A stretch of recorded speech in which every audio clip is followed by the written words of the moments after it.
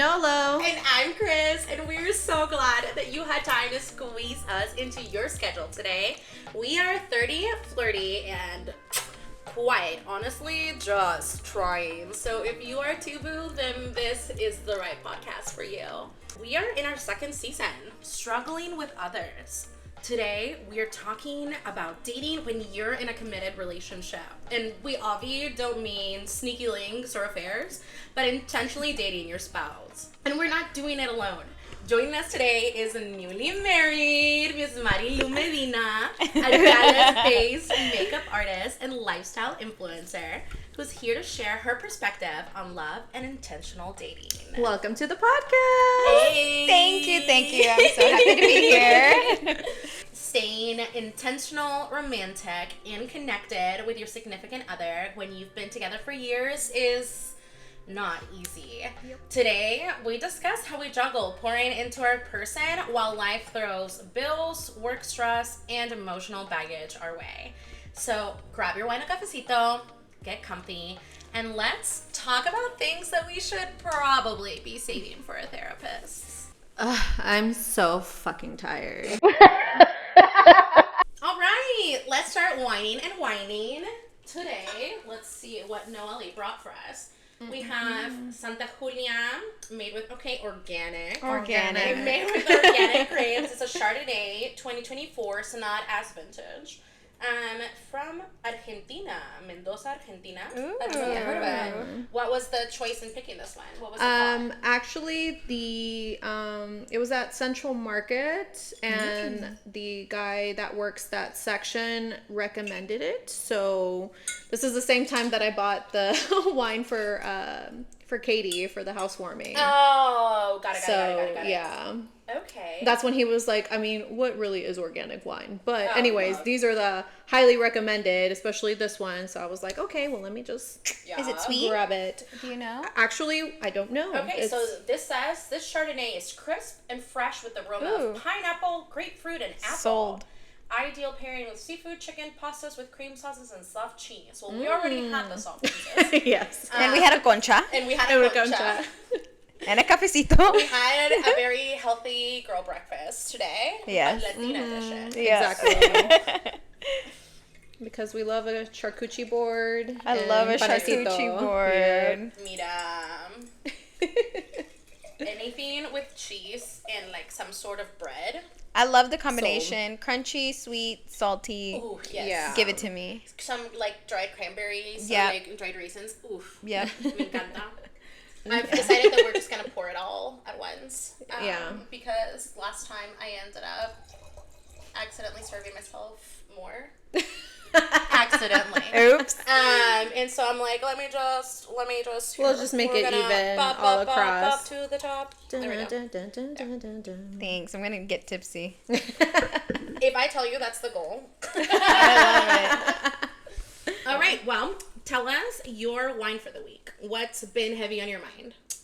Well, something that's super fresh and heavy on my mind is, you know, people talk about like boundaries, uphold your boundaries. I don't have any issues with, I'm actually probably too particular with holding boundaries. But I right now have the heaviness of like the guilt that comes with like, oh, I'm probably going to have to move around differently from you. And like, I have that heavy on my heart where I'm like, oh my God, another like relationship with someone or friendship with someone that I thought was good, or, you know, I'm, like I said, I'm very particular. So it's not often that I allow somebody to get close enough to where I need to cut them off or something like that. So when it happens, I'm like devastated. I feel the betrayal and the responsibility of knowing like, oh geez, now I have to move on, like, and I have to move differently. It hurts. It's painful to uphold boundaries. So that's what I've been whining and crying about this week, is like, I feel like I'm going through a breakup. And I'm like, here I go again. Or that's been heavy on me recently. Yeah, I mean, with us filming the friendship episodes, we've had a lot of friendships on our minds, and it's definitely been something that's been weighing heavy But I do think whenever you've gone through the life experiences that you've gone through, letting people in does take a lot. It takes a lot for me. So to make a choice to conscientiously cut someone out of your life, I know that's really taxing and not easy. Yeah. And I mean, if you've communicated your boundaries, if you've communicated the way that you feel, you know, and this person, or if they've made you feel like you can't communicate these things, then I totally hear you on that, you know. You got to do what's best for you ultimately and protect your peace and your happiness. Yeah. See, I had a thing about communication. It's like, do you communicate to get your feelings across? Yeah. Or do you communicate to get your feelings heard? Yeah, okay. And what do you mean? Expand on that. What is the end goal there? Like, for example, in my dilemma, I'm like, how do I go about moving around in this friendship? Do I tell you that, hey, I see that maybe our core values don't align, or hey, the way that you are, perhaps, you know, just I see that we don't align in certain things that are very important and detrimental to me. Yeah. Like, do I go on and telling them, like, hey, your views or the way you think hurts me or goes against what I believe in? Yeah. And do I say that? Am I saying that only for me to say that? Because after that, what happens, like, let's say I do voice this, like, what's going to come about it? Like, what can somebody do about their views and beliefs? Like, does that make sense? No, it does. Yeah. Like, I absolutely see what you're saying, and I think what comes next is not necessarily dependent on you, nor is it your job to figure out. If communicating your feelings is going to put you at peace, and then you know that you are, I guess, if the goal is resolution, if the goal is to move forward because you want to be heard, because you care about this person, then you can hope that, I mean, maybe their entire life, I mean, yeah, if somebody's a racist, someone's a racist, it is what it is. But maybe they don't realize sometimes, and I hate saying that, but the world is not black and white. Yes, in a perfect world, everyone is woke and gets it. But the reality is that so many people have not been exposed to other things. And it's not easy to get it whenever you live in a culture that actively tries to prevent you from getting it. Yeah. So do we give these people the benefit of the doubt for a brief moment and say, listen, this is really hurting, and these are the reasons why it's hurting, and I would like to keep you around. But ultimately, I can't control what you say and do, but just know, like, I really wish that these things didn't come up around me or something, because maybe ultimately it's on the other thing to think about is that maybe it's on us to take a look and say, okay, if this person can think about this in a different way, maybe I still want them in my life in some capacity, but not in the capacity that they were in my life before, right? So maybe we know we cherish them as a person, but ultimately the lead in the walls got to their head, the asbestos really did it to them, and they just can't seem to wrap their brains around the fact that humans are humans and love is love, and that we should all be able to exist in a happy world. Like, if they can't think about humanity like that, then, you know, I love you for who you are, and and I accept you for who you are, pero from afar, because at a different place, because I cannot share so much of myself with you, you know? So I think if it serves you, if it gives you a little bit of peace to know that you tried, that you did your best effort, then I think it's worth something, even if they don't react well, even if nothing changes, because then they've told you, you communicated your piece, and then they told you how they handle it is their responsibility. Exactly. So you can express just to be like, hey, I just want to share this with you because I, you know, especially if you do value this person, like, I value you in my life. I respect you enough so you should know how I am feeling. But the way they react after that, that is not your responsibility. That's not for you to hold that burden. It's more so, hey, if we want to make this work, we're going to make it work. But if we're just in two separate places to where we can't just see eye to eye, then unfortunately, you know, this is where it ends, or this is where we have to keep our space. But again, it's more so communicating, because you deserve to be heard. Period. You deserve to be heard. Period. But also, and I feel like if they value you that much, they should also hear you out. They will want to they will hear want what's to hear wrong you with the out. relationship. Yeah. Because if Noelle starts feeling some type of way about me, I would want her to give me the chance to clear that shit up so that I can be like, bro, heard, my bad. Maybe I don't give justifications, but I give understanding as to where my thoughts were, and then I say, what can I do to mend this, and then I go from there. Not everybody has been in therapy for the last 3 years, so they're not going to respond that way. But again, that's on them. That's not on you. Yeah. Right? If the why is because you want to be heard, that is a good enough why. What if I don't want to be heard? Why do you not What want if to be heard? I don't want to have that? What if I don't feel the need to have that be heard? What does that say about me? It doesn't say anything bad. It just means that you're tired. And honestly, in this day and age, having to educate somebody on how to be a decent fucking human being is exhausting. And it's not on you to give everybody peace. Is it okay Yes, to have yeah. the right Yes, to be like, yes. I understand that a person, I could give grace to somebody, You don't and have maybe to. they You haven't don't have learned. to, yeah. Is it okay to not want to be Yes, that teacher? Absolutely. Like, what is- Yeah. like, 'cause- Absolutely. Because you don't have to teach them a lesson. It's not your job. not Or your because if sometimes I feel like if you communicate for somebody, or you communicate to somebody, and maybe it's like I want them to maybe think about it, or to maybe change their perspective. But I don't know if I want to subject myself to the Yeah. heartache of Yep. me trying to give you again the benefit of the doubt of teaching you, of telling you, hey, X, Y, and Z offends me and bothers me. Yeah. And if you still need to do a little bit of learning or something, I respect that. But I don't know if I want to be Yeah. a what do you call it? When something collateral. Oh, Yeah. Collateral Yeah. damage. Yeah. Like I don't know, and I go back and forth with whether are my boundaries too strong. Like, am I flawed by not allowing? Because sometimes I'm like, should I allow more space for people? Marilu, you to are grow? an immigrant queer woman. Please, for the love of God, give yourself space. Like, you do not, out of anybody in this world,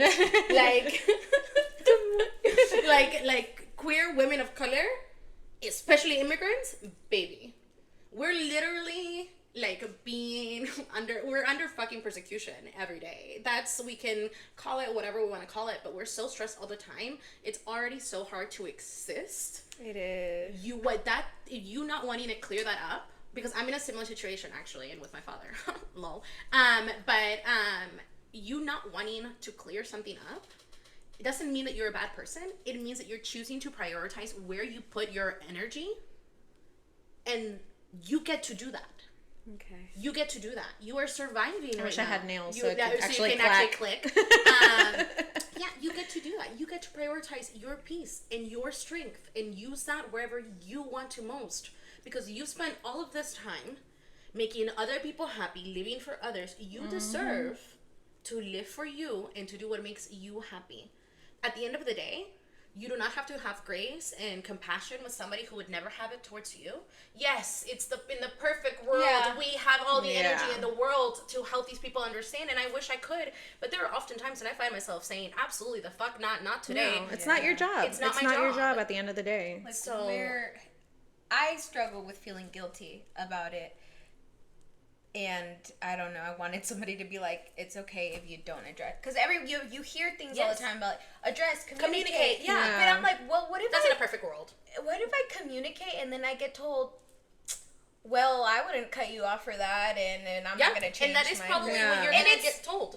And it's because it's political, man. It's, you know. Yeah. I can't- And that's the toughest spot to It's be tough, in but because we're just at a time where it's like, it's not just political, like, I'm legit affected by these. yeah, It's our very lives. It's our interesting lives. that we're at a point where human rights seem to be in politics again, because they're like, it's not that serious, and why do you make everything about race? And I'm like, you're literally voting on things that actively affect me on the day to day. And if you voted because you wanted a one benefit from it, you chose to say, this this makes this more convenient for me, so I'm just going to. I know that's My kind of fight- bad, but Like, fuck you guys. Yeah, but this for is important to me. This right here, this one little line, this one little law benefits me, and therefore, like, I like you, Chris, but Yeah, your financial gain is more important than my life. That's what you're telling me. That's Your almost financial gain is more important than my life. Yeah. Honestly, we had a whole episode Yeah, we election, did. And it was, It was the same right thing. after the election. To try to kind of reel it back in, I mean, I get what you're saying, because right now I'm at a point where my dad overheard me talking about my gender identity with my brother, and things have been weird in the house ever since. And it's very much one of those things where I could talk about it. I absolutely could talk about it. I could bring the conversation up. We could have it, but I already know how that's gonna go. yeah. Right?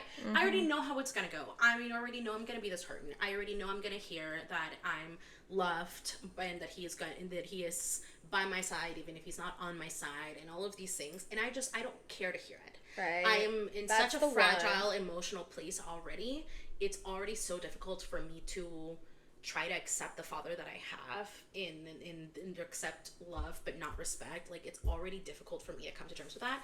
On top of that, I don't want to add dealing with that conversation. Not And the because repercussions and of the that repercussions of it. Not Yeah. because he's not important, or because my relationship with my father doesn't matter to me, because it couldn't be the furthest from the truth. Right. But because I have a limited amount of energy that I can expend right now, and I would much rather use that energy pouring into relearning how to be a good friend, and into this podcast, and into my goals and dreams, than I would on that. Not because he doesn't deserve it, but because I deserve to be my main focus right now. Yeah. You deserve to be your main focus right now. And if she cares enough, then at some point she'll probably reach out and be like, bro, I feel like we've disconnected. What's that? And if she doesn't, then didn't say this, but good fucking riddance. Like, the trash took itself out. Yeah. Is that really the kind of person that you want around you anyway? Somebody who thinks so little of human life. Like, that's so sad. It's so sad, because I feel like we have so many friends that we've realized in the past year just where their humanities lie. Mm-hmm. And it's like, we can all have difference in opinions, absolutely, but we're not talking about economic differences here. We're not talking about economic policies. We're talking about my fucking life. And you know what? Even right now, hearing you say these things, I'm like cringing in the inside, because I'm thinking, oh my God, what if this person hears this? Yeah. Mm-hmm. But the other part of me is like, this other person, how come I can think of how something can hurt their feelings, but whenever these things are said or whatnot, like, they don't think, like, I have a friend who can potentially be affected by this, or this could potentially offend, and, like, how come that, so, like, It's heartbreaking. it's so, like, it makes me want to cry. I have so we much have more tissues. that's why, I don't know if you noticed, but our producer slid the tissues She over. looks like a crybaby. Like, you know, after the last wine and wine, he was like, I'm ready. Yeah. I'm ready. Prepare. Shout out to the producer. Yeah. No, I hear you, baby. It's super disheartening, and I'm really sorry that you're going through that.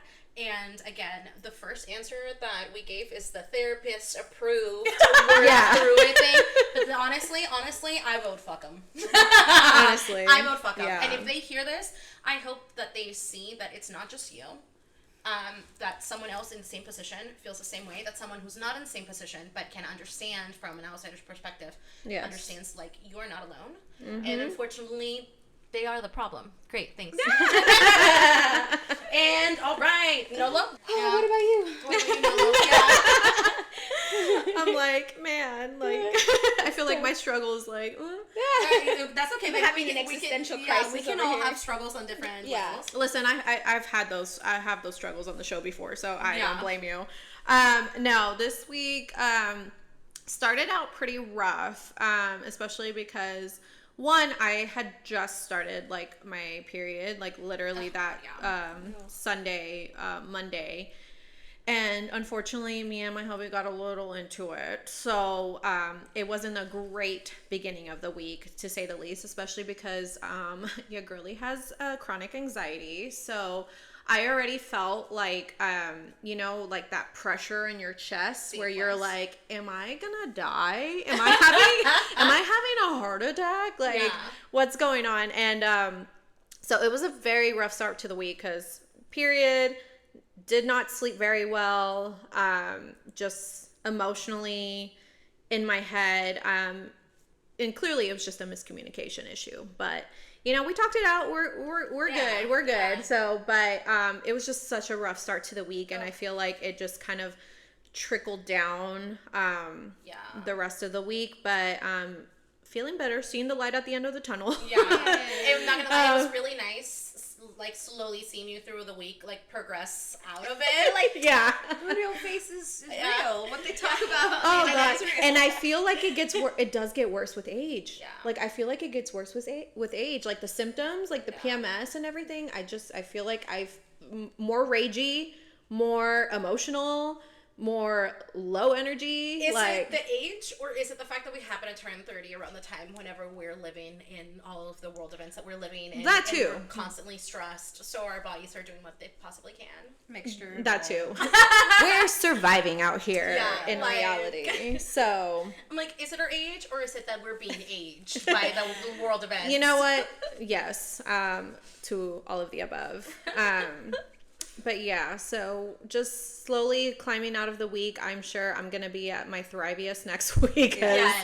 You know, the ovulation phase, and you're just going to be, so I'm like looking forward to it. But anyways, favorite time of the month, but not really, because your girl's not trying to get pregnant again. Right? Oh my God, truly. Not in these times. In this economy, no, absolutely not. Girl. But yeah, that's my wine. It's just getting through the week. You know, energetically wise. So I know. I literally, by the time Friday came around, I was in therapy, and she's like, "Okay, so what do you want to talk about?" I'm like, "I mean, basically the horse persists, but so do I. Like, what am I gonna do? Cry about it again? Like, it's fine. I cried all week already. Yeah. Whatever." That's funny. You said how as you're getting older, your symptoms have got. Mine is slightly turning better. I used to go off my rockers every single period. But mine weren't like pain. Mine were mental, emotional. Like, I would go insane. Yeah. And even now, I mean, it's kind of getting better now, but I swear me and my partner would like almost break up every period. Well, I swear. No, I wish I was being dramatic. Yeah. But no, we would almost break up every time. And then like, after the biggest meltdown, it would be the next day that I started my period. I was like, that's what was happening. I was just having to crash out before my period. I'm not gonna lie, there is something. Like, there's a medical term for it, and I think I have it. It's PTSD, baby. You have PTSD. There's and it hits you, and it hits you hard whenever you're hormonal. PMDD, where you're like extra ragey and stuff, which is very common for neurospicy girlies. It's common for neurospicy, and it's common for people with PTSD because it's exacerbating everything that you're feeling already. Yeah, and then so it's really bad. The past few years I've had really bad PTSD, and during my cycle, it's bad. Yeah. Dude, the week before my cycle was... that's when it's the craziest. So much worse. I felt so bad for my husband for so long. I can concur on that. 0 out of 10. 0 out of 10. All right. What about you, Chris? No, that was it. That was it. Yeah. It's just been a hell of a long week, and it's just been, trying to accept that I'm not gonna have boundaries respected, and that I'm just living with what I'm living with, and just, I'm just existing this week. That's it's fair, and that's very valid. Yeah. That's enough for this week.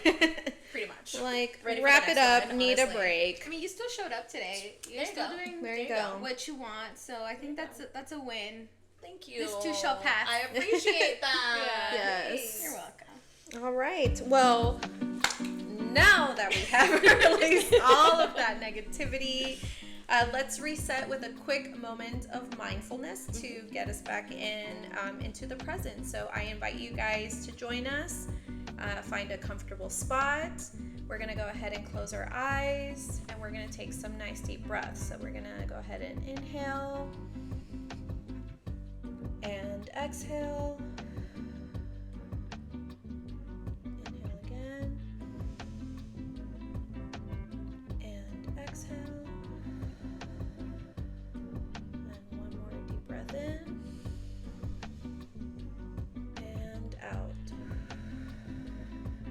slowly blink your eyes, move your body, shake your head.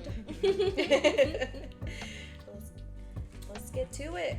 All right. So today's conversation is all about dating and marriage. Because let's be honest, after you say I do is when the real work begins. The TLDR of marriage is that love is wonderful, but not enough to sustain a lifetime partnership. Humans, like most things, require care and attention in order to thrive. So dating while married is crucial to the success of our relationship. However, between daily stressors and our responsibilities, sometimes dating is the first thing to slip through the cracks. It's also easy to let our preconceived notions of the perfect partner in marriage cloud our judgment and get in the way of communicating our needs. So let's start by going back to the beginning and discuss what we thought of marriage growing up and how we visualized our future partnerships. Marilu, you actually shared with us that you didn't grow up daydreaming about marriage. Is that right? Correct. Why is that? What do you think? Let me give you the lore. Yes, y'all please. ready? Yes. Okay. So my parents immigrated from Mexico to here. Okay.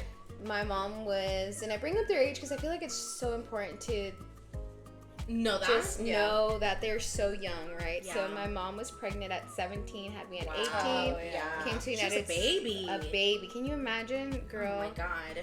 At 19 she moved down here, so it was only 1 years old whenever we moved over here. So my mom got to my parents are still together, so I do have both my mom and my dad together in their lives, but I did see a lot of things. So my mom didn't have a good relationship with her mom. Mm-hmm. My mom got to see the struggle of marriage, the struggle of her mom being like, you're struggling, you're suffering, your in-laws are horrible to you, your dad is an unhealed little boy still with a lot of trauma. Too bad, so sad. Yeah. So I think my mom, being so young, coming to the United States very young as well, she got to get away from her traditional thoughts and beliefs of where you don't leave, you don't da-da-da-da-da, the woman is less than, the man, you just have to put up with it. Yeah. So growing up, while my mom stayed with my dad and they were together, and I love my dad, I love my mom, just want to get that out there. Yeah. But just because we love them doesn't mean they have a healthy relationship. You know? Yes, exactly. And so I grew up, my mom was like, you don't get married. Don't get married, don't have a husband. Wow. You be independent. You da-da-da-da. So, I mean, she's the reason where I think I'm such a feminist. Maybe that's why I hate men. But no, she instilled to me that. She said, don't do it. Get away from it. Don't get married. Don't have a husband. You make your own money. You do all these things. So I grew up not only seeing why I should think this way, seeing my parents struggle in their dynamic made me be like, marriage isn't that great. Yeah, but actively being coached into believing. And then being coached to being like, no, it's a fraud. It all sucks. They're all like this. They're all terrible. Wow, yeah. So I grew up like that. I mean, I grew up saying...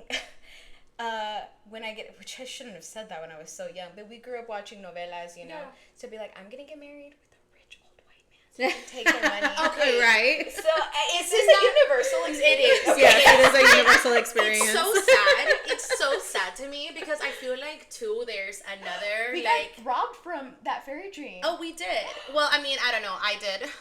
It's like I kind of back that. I'm not gonna lie. Although his grandparents did sell the lake house, so I did back that, and then they took out my generational wealth from under me, and I was like, bro, it's supposed to how dare you? It was in the Wonder Bread package. I picked this specifically. Not the Wonder Bread package. No, it's. I love you. He's like, wow, I'm finding out the real reason they married me. What they say about them is true. Right. Todas son interesadas. Yeah. But it really is, I think it's so sad, and it says so much about how we grew up seeing wealth disparity. And what we grew up seeing in telenovelas, that we grew up thinking it's normal to long for a man that can take you out of poverty. Yeah. We longed for the power and balance of someone protecting us, someone saving us, someone taking us out of this. Yeah. Yeah. And that marriage is like, it's not love and family and fairy tales. It's anything but that. Yeah. And I think that's one thing that really affects us as a community. Yeah. My partner is Black, so I see things that affected her community.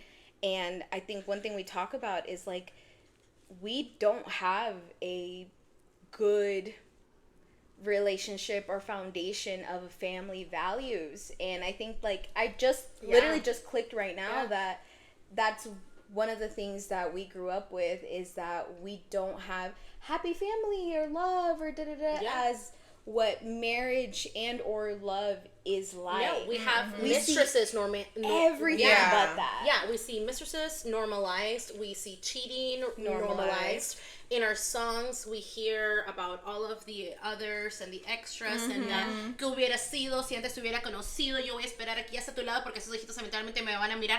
Tóxica, go find a different one. Like, no jodas. Like, it's a cute song, but at the end of the day, I'm like, all of our songs, I'm like, we all need deep therapy. Oh, yeah, absolutely. We all need, and also that being unhappy, it comes with the game. It comes with life. They normalize, it is what it is. You let yourself go, you don't have hobbies, you're a mother. That's normal.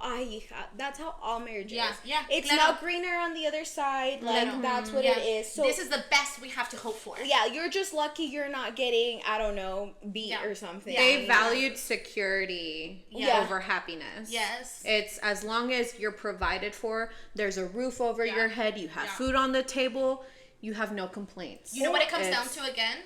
Es mejor que nada. Yeah. Right. It comes down to this struggling mentality of it's better than having nothing. Or there's always at least like At least there's like It's like our bottom line are all like standard is you're kind of winning if you're not getting beat every day. Yep. You're kind of winning if I almost want to leave it there. Yeah. Like, si solo es un poco mujeriego, ay, di tú que aunque sea solo tiene una novia. O sea, ay, di tú que, you know, and it's like... Or at least he hides it well, kind of, you know? Like, that's our base level, and I can't put into words how damaging that is. The bar isn't fucking high. It really is. So that, going back to what... Yeah. That was me. So now, another part of the lore is I said, okay, no men, no marriages...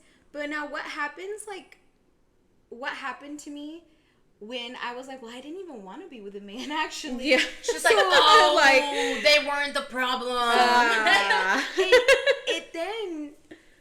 You know, how do I put this into words? Mom didn't worry about women? Yeah. Literally, I said, well, you said no men. Yeah. It's like, I took it literal. Sorry. So what does that mean for me now, getting older? What does that look like after I came to the conclusion that, you know what, I don't like men, I like women? Yeah. Where does a relationship... What does that dynamic look like when you didn't grow up seeing queerness? Yeah. When you didn't grow up... What is it? So now I'm like, well, if I hate possible? marriage and if I hate men, blah, blah, blah, blah, blah, how do I go on about a relationship with a woman as well? Like, what does marriage look like, taking away the man, taking away all of these things that I was told not to be okay with? So I went into a relationship with like -3 groundwork on what a relationship should be like. God bless Bracy and their patience. Honestly, no, I can't even almost like express. I actually really appreciate this opportunity to speak about her. Yeah, because I don't put my relationship on the internet. I don't know if it's whether the trauma of me being told to keep my love life a secret. Yeah, I think. Keep it private. Or me just naturally being a private person. I don't know where it comes from, but honestly, if that girl, my God, like, literally put up with so much. Like, she had to teach me how to unlearn every... No, that's okay. No. Tissues. Bring them back. Why'd you take them? No, but like, there you go. Honestly, I mean, to tell you that was just such a, it was weird because part 3 of my lore. Because moving on to volume 3. Yeah, volume 3. It's because I feel like it all like ties together.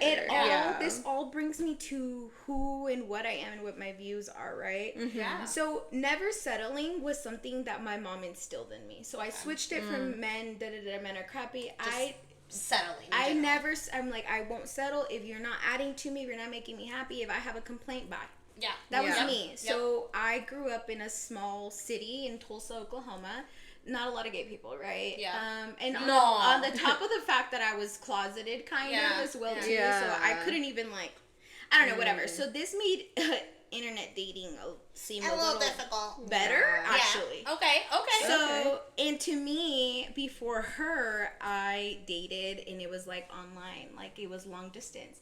And I was cool with that because I don't know, I was just I like this, there's nobody to date here, but it was almost where I was in a relationship and I wasn't. Yeah. So when I got with her, I really honestly had no idea how to be in a relationship. Yeah. I ran. I can't tell you how many times I ran away. Legit ran away. And it was literally, and imagine I had to move down here because I had a big ordeal with my family, and so it was kind of like a come here type of thing, which it really worked out. But there was so many, it was so scary to me because it was all so unknown.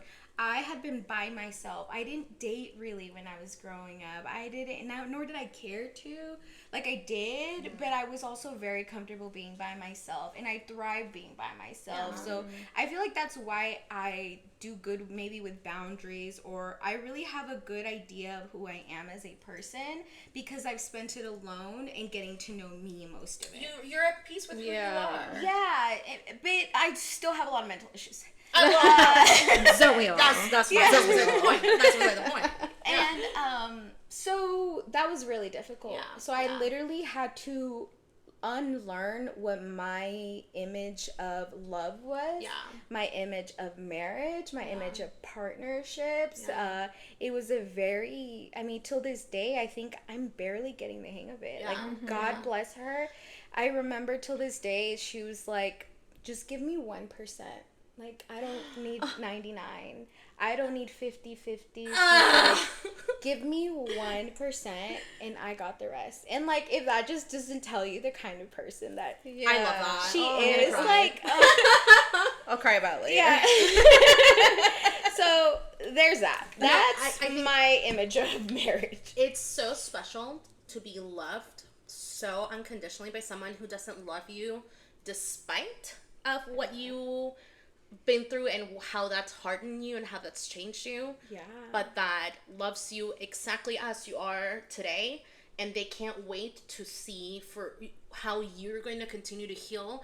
But even as you don't, even in the moments that you struggle to, or that you fail to, or that you just take a pause and rest because healing's exhausting, they still love you exactly as you are in that moment. Mm-hmm. It is so hard to find, and to find somebody who supports you through that is insane. I love that for you, and I really do think people who've been through shit like we have, we deserve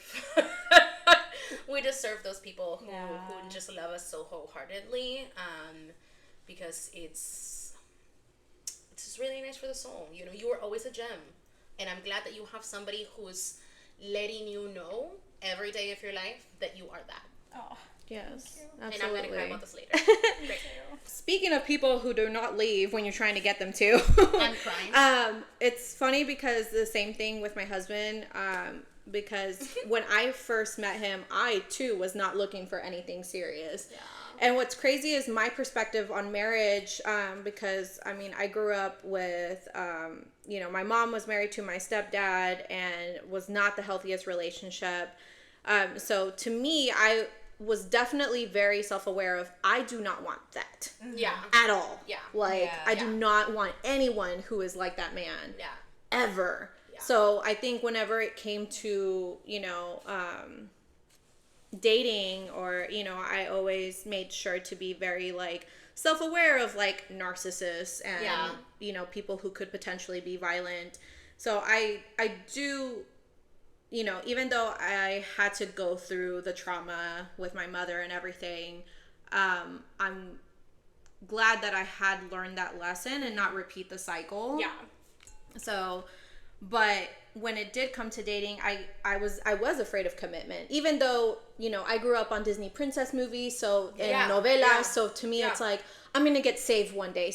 One day a man's gonna come and rescue me and take me away from everything I've been through, and just, it's, you know, he's gonna provide. Life is gonna be so much better, you know, once I'm saved type deal, which I hate that for me, but you know. I hear us talking about these things, and it makes me so sad for younger us. Like it just, because that's what I daydreamed about. Dude. Yeah. Like same thing. I didn't grow up. I've always loved my parents and who they were, but I've always hated them for each other because they always brought out the worst in each other. Mm-hmm. You know, as much as they loved each other, they never understood that love was never enough for a relationship, and you have to have, like, I don't know, similar conflict resolution styles in order to like be able to move on. Yeah. So it's one of those things where, for me, I desperately wanted somebody who was going to not provide me that, but also save me, not just from finance, but also the added layer of immigration. It was I'm finally going to get to be free. Mm-hmm. Having to make a vow, a lifelong vow to someone was my idea of finally achieving freedom. Yeah. Because I did not see a world where it was possible for me to acquire my residency without doing that, because I knew what the system was like here, and I knew how that was going to work out. And when push came to shove, and when I filed for my residency back in high school, I wasn't given my pardon like my parents were, and I was told that basically the only way for me to get my residency without me having to leave this country was to get married to someone.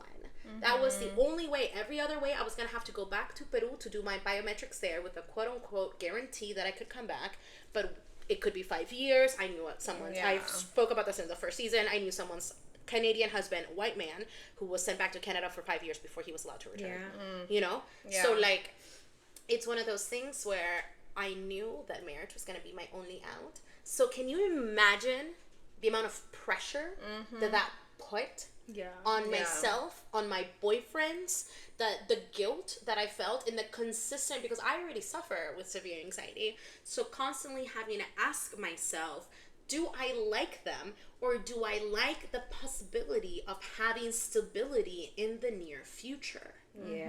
And that is so, the amount, because it makes you feel like a bad person. Yeah. Because but whenever you are in a survival mode, nobody understands. Yeah. Nobody will fucking know what, now I'm really gonna cry. Nobody will fucking know what it's like to be in such a survival mode of having your entire livelihood on the line and being able to lose all of your friends and all of the things that you've built for a lifetime over the blink of an eye, and for marriage to be the only salvation out of that. And it's so common, I feel like, in our culture, unfortunately, that uno hace lo que tiene que hacer. So you just get married for the papers, and you live with it for the 5 to 7 business years, and then, easy peasy. Yeah, pero ¿por qué estás haciendo así? Que no it's not a big deal. Right. And I was seen as the snob in my family, the one who was being difficult, the princess, because I did not want to give up getting married for love. Mm-hmm. Right. I did not want to give up getting married out of love for stability. Right. And I literally told my parents, I was like, I will get deported sooner than I will marry somebody for stability. And they were like, I don't even say that. And I'm like, no, I will get deported before I get married for somebody out of this, because that is my life. Yeah. Mm-hmm. Y'all can think of marriage as a simple 5-year agreement, transactional thing. Yeah. But to me, having to give up the morale of who I am at my core to gain stability, it's not worth it. Yeah. I will fight for that fucking stability myself. Yeah. I will crawl to that stability if I have to. I literally said, I've been illegal this long, like, all right. What I had to think about that too. Yeah. Like,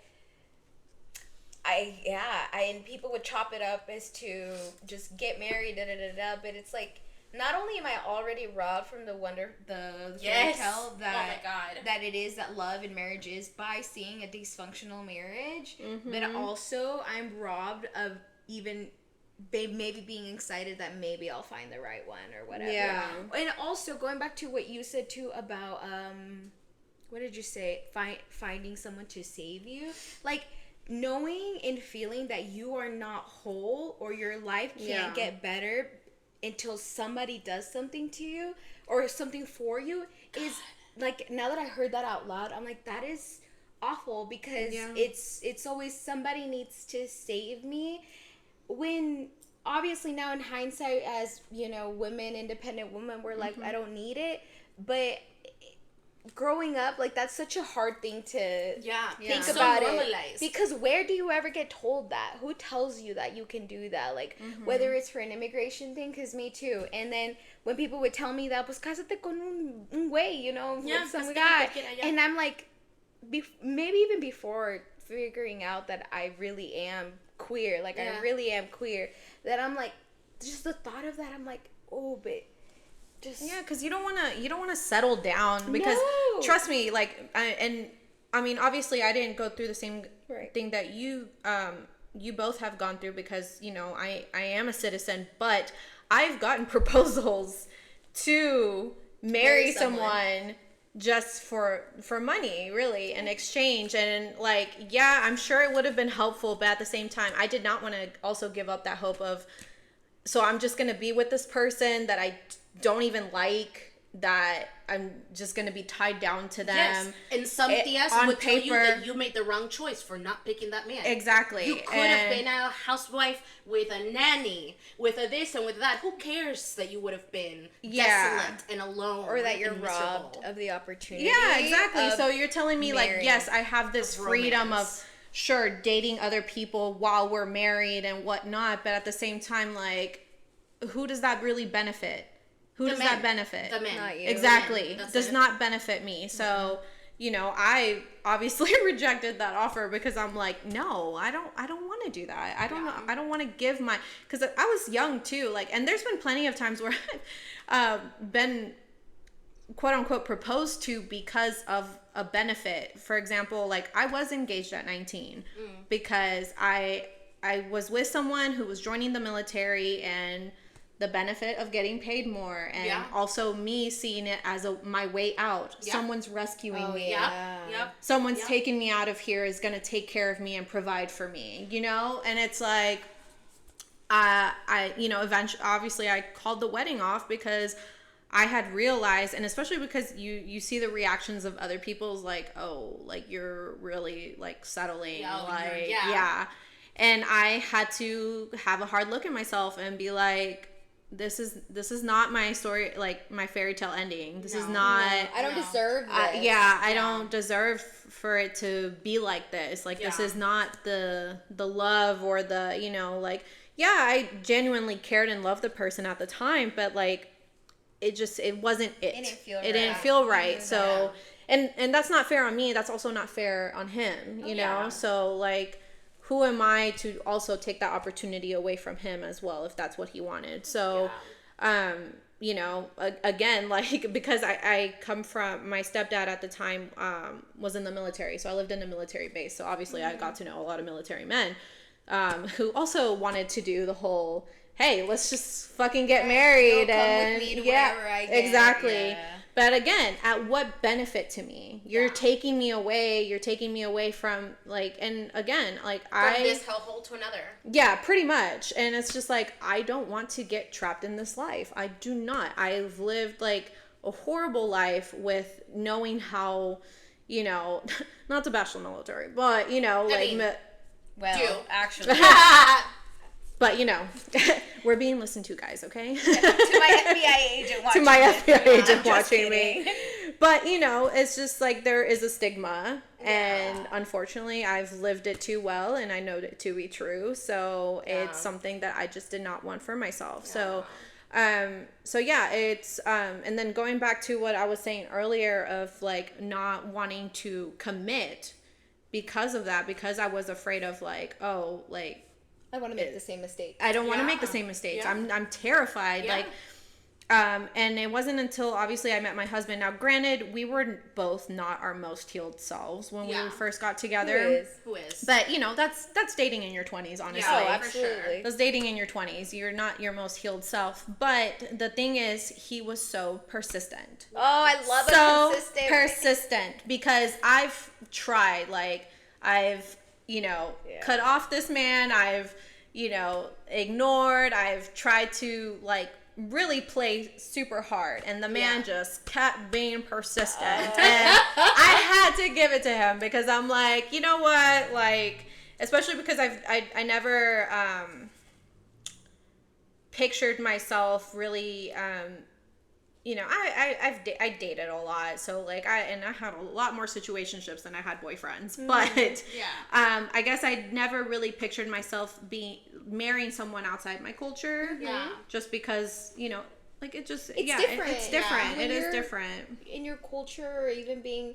I mean, it's human nature to be around people like you because it feels comfortable. Of course. And I mean, we're animals at the end of the day. Of course, we're going to go towards our own breed.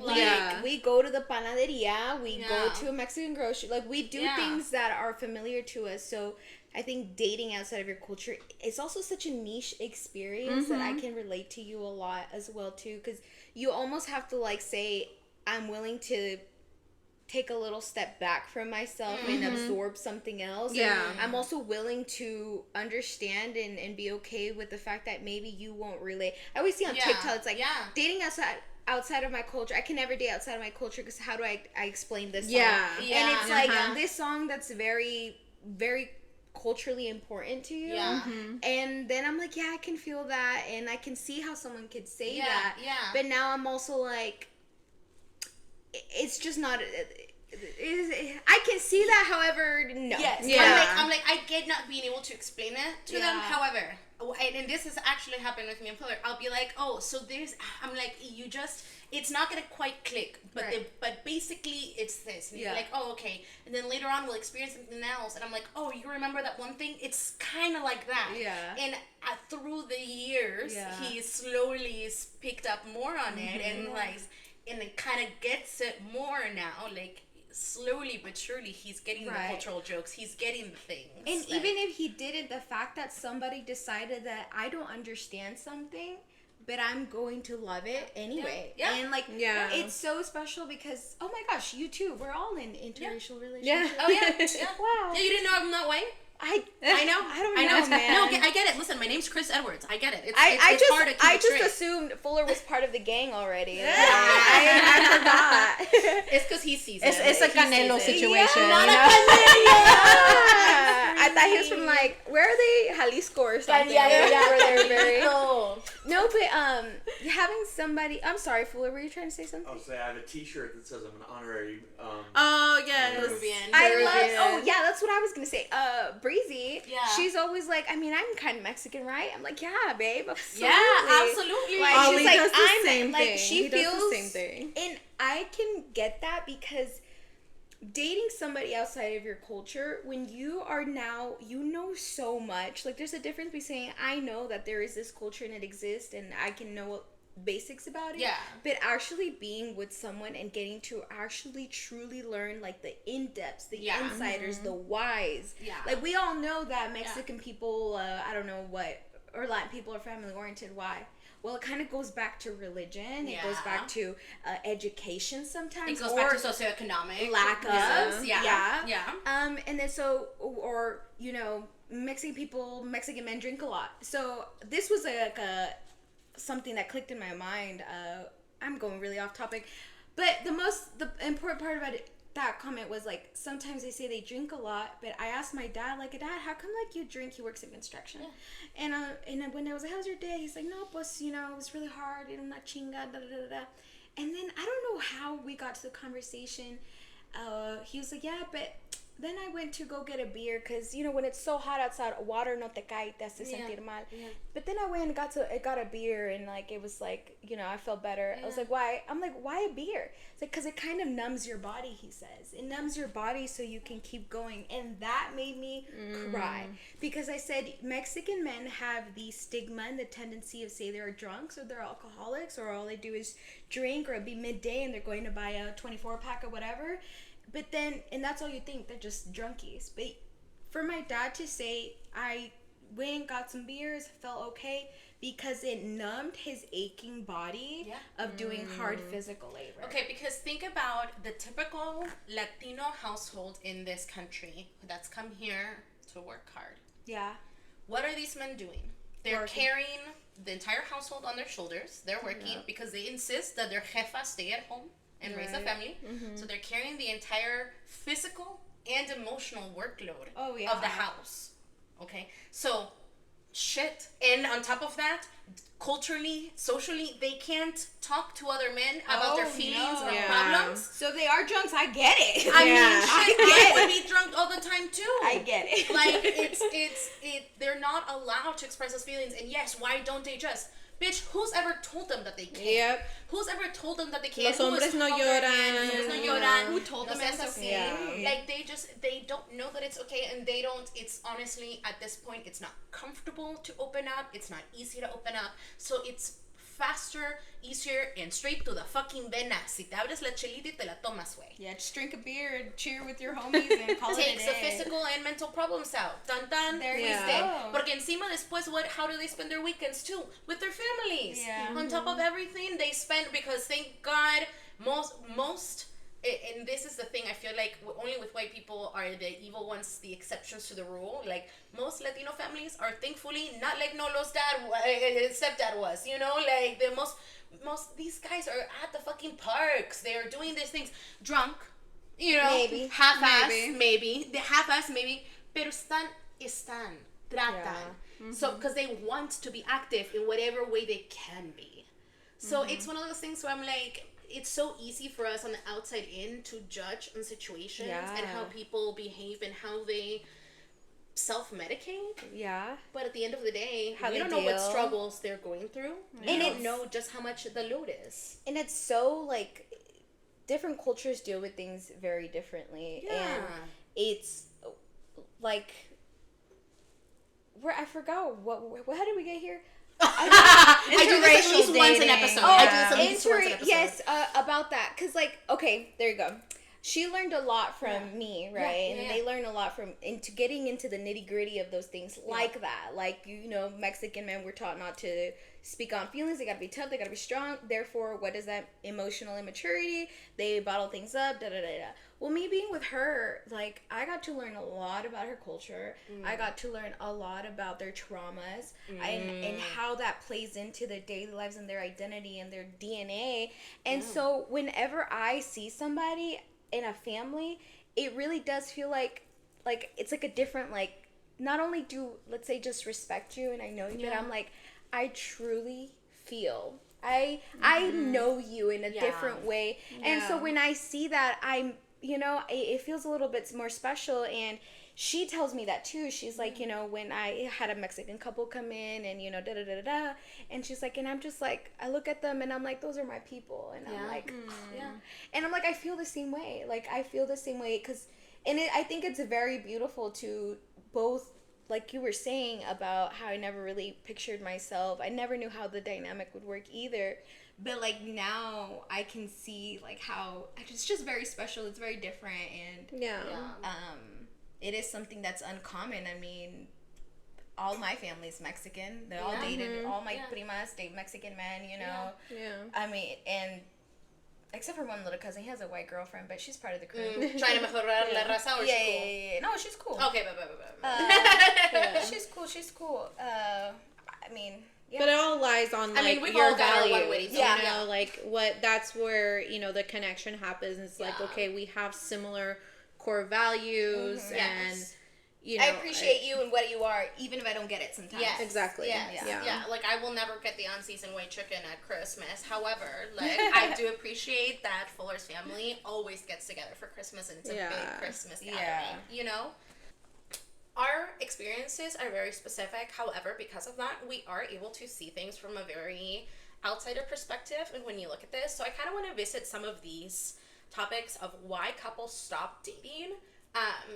Because I feel like so many, I don't want to put it all on the streets, but I feel like it's a lot of these issues are maybe more predominant in the het community, or so blatant in the het community, because when you already exist in a queer space, you're already challenging so many things and so many norms that you're kind of already, it's like you're forced to do therapy work kind of thing and learn communication. Not that the gay community is perfect, because the drama. I have trauma with gay people, actually. Right. But I feel like a lot of the issues within the gay community stem from heteronormativity and the way that they present masculinity, which is a whole different conversation. So let's talk about some of this, because I feel like part of it is, I mean, we live in a time where we've got consistent things going on us 24/7. And when you're in a relationship, it's so easy to think that your partner who's going through it with you, like, they're fine, whatever. You're just in survival mode, taking care of things day to day. I think we get stuck in the survival mode of work, bills, family, you know, whatever it may look like, and we're tired, honestly. I think a lot of it falls of we're tired, and the little free time we do have, it's like we either want to prioritize rest, or, you know, whether that looks like, you know, binge watching TV and doom scrolling, or, you know, like legit just vegging out, you know. And we think just because we are in the same space with our partner that's enough, you know, like it's okay because we're together. And then they will be there when this is all done and over with. So it's okay. It's not a big deal. Because they will continue to be there. So we don't have to actively think about it. Yes. But, and then especially like for my circumstance, like I have a kid, so that already changes the dynamic so much, because I mean, we're still working, we still have all of the above, but then we also have another human being that we're taking care of, you know, that we have to pour into. So that needs so much of you too. Exactly. So it's so hard to find the time and to be intentional with each other, because it's like, okay, pour into our kid, and then when we do get that break, it's like, okay, we just want to like be in our own space, whatever that looks like. And you know, you have to be mindful, like at the end of the day, like, yes, we can pour into our kids, we love our kids, obviously we want what's best for them, we love them, but at the same time, at the end of the day, they're gonna grow up. They're gonna eventually leave the nest. They're gonna have their whole lives. Like, we're only their entire lives for so long before their friends become their lives, you know, the outside things. But at the end of the day, it's gonna be me and him. What is our relationship gonna look like once all the dust is settled? Exactly. Like, once it's gonna be the two of us again. Then what? You know, and I think this kind of goes into, maybe we think of different ways to rest that value both people, that work for both people, you know, instead of just being like, I need my rest and you need your rest, and they'll figure it out and I'll figure it out. But maybe it's a conversation of, bro, I really, like, I'm so tired and I don't want to do anything, but I would really like to spend time with you. Like, how can we do this in a way that helps us both? But it's hard to do that, because it's hard whenever you're thinking of survival to think about we and how we're going to move forward. Well, especially if you're very self-reliant, you know, like, I think we've all grown to be pretty independent, you know, people, to where, you know, we manage just fine ourselves, or we just think about, okay, I need this, I need, you know, so we just think of an I instead of a we, and then, you know, you kind of forget, there is this whole other person that I committed to, and I said I do, and... But also, I feel like we tend to take on our burdens, to take that a step further. I think we take on our burdens and not share them with our partner, because we are so self-reliant, yes, that we then end up having so much on our plate that could be shared. And resentment. Yes.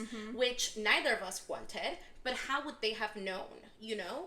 Like, at no point did we communicate, so now we're just fed up and tired and at a breaking point. Yeah. And where, you know, like, how would they know? I think sometimes we just assume that our partner knows that we care, that our partner knows all of this. And at the end of the day, people are not fucking mind readers. And that's, I'm like, I hate to tell you to over communicate, but honestly, over communicate. Yeah. I feel like, and this kind of comes with society and mothers doing a disservice to men in relationships. And honestly, just with us losing our ability to converse with people and have conflict resolution with people in the past decade or so. Yeah. Like, it's hard to really think about how the things that we are doing or not doing and not communicating are going to affect our partners, right? Yeah. Like, there came a point where I had to say something to Fuller about something that was really bothering me, and I'm like, I realized that I had to share this because I was growing resentful of you, which wasn't fair to you, because you had no idea that I was taking this task on by myself and being like, I'm going to self-rely on myself for this because I don't feel like I can trust you for that. And instead of assuming that I can't trust you for that and assuming that I know how the conversation's going to go and that I know what the response is going to be, I need to trust you that we are both in the type of people in a relationship that we are both always wanting to grow. Oh, I've got to stop touching my mic. I've got to trust you that we are the type of people that always want to grow, always want to do things, and that I cannot judge you by who you were yesterday, because now we're not talking about like just trusting random strangers or friends or things like that. Right now it's your spouse. You're choosing to believe that they're always going to be on their best with you, even if, and we can't 24/7, but you know what you're working towards. So you're like, okay, I'm gonna set you up for success for that and not judge you on who you were yesterday, but give you the chance today to make shit right by me. Or to tell me your piece, and then we can converse, right? Because a lot of times it ended up being, Chris, I wasn't trying to just tell you that you were the one who needed to do the dishes and that I expected you to be the maid. I was having really low mental health and just could not bring myself to do the things that I needed to get done, and I struggled to communicate that. Yeah. Well, fuck, baby. I had no idea that you were in that mind space. I just thought you were saying, fuck me and these dishes. Yeah. Can you see how when we, there's a responsibility that needs to get done, you don't come and tell me, bro, I can't, so that it's not a we're solving this, it's a you're solving it and I don't know what's happening.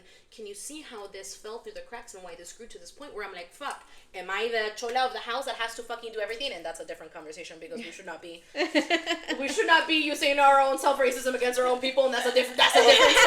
That's a different conversation against indigenous in our countries. But truly, like, que soy yo la empleada? Like, no, he was struggling on his own. How would I have known? Right. But men aren't encouraged to talk about those things. Yeah. He didn't know that he could do it. At some point in a relationship, Fuller looks at me and goes, I've just become such a crybaby in the last year. And I'm like, good way, good. Suppressed emotions.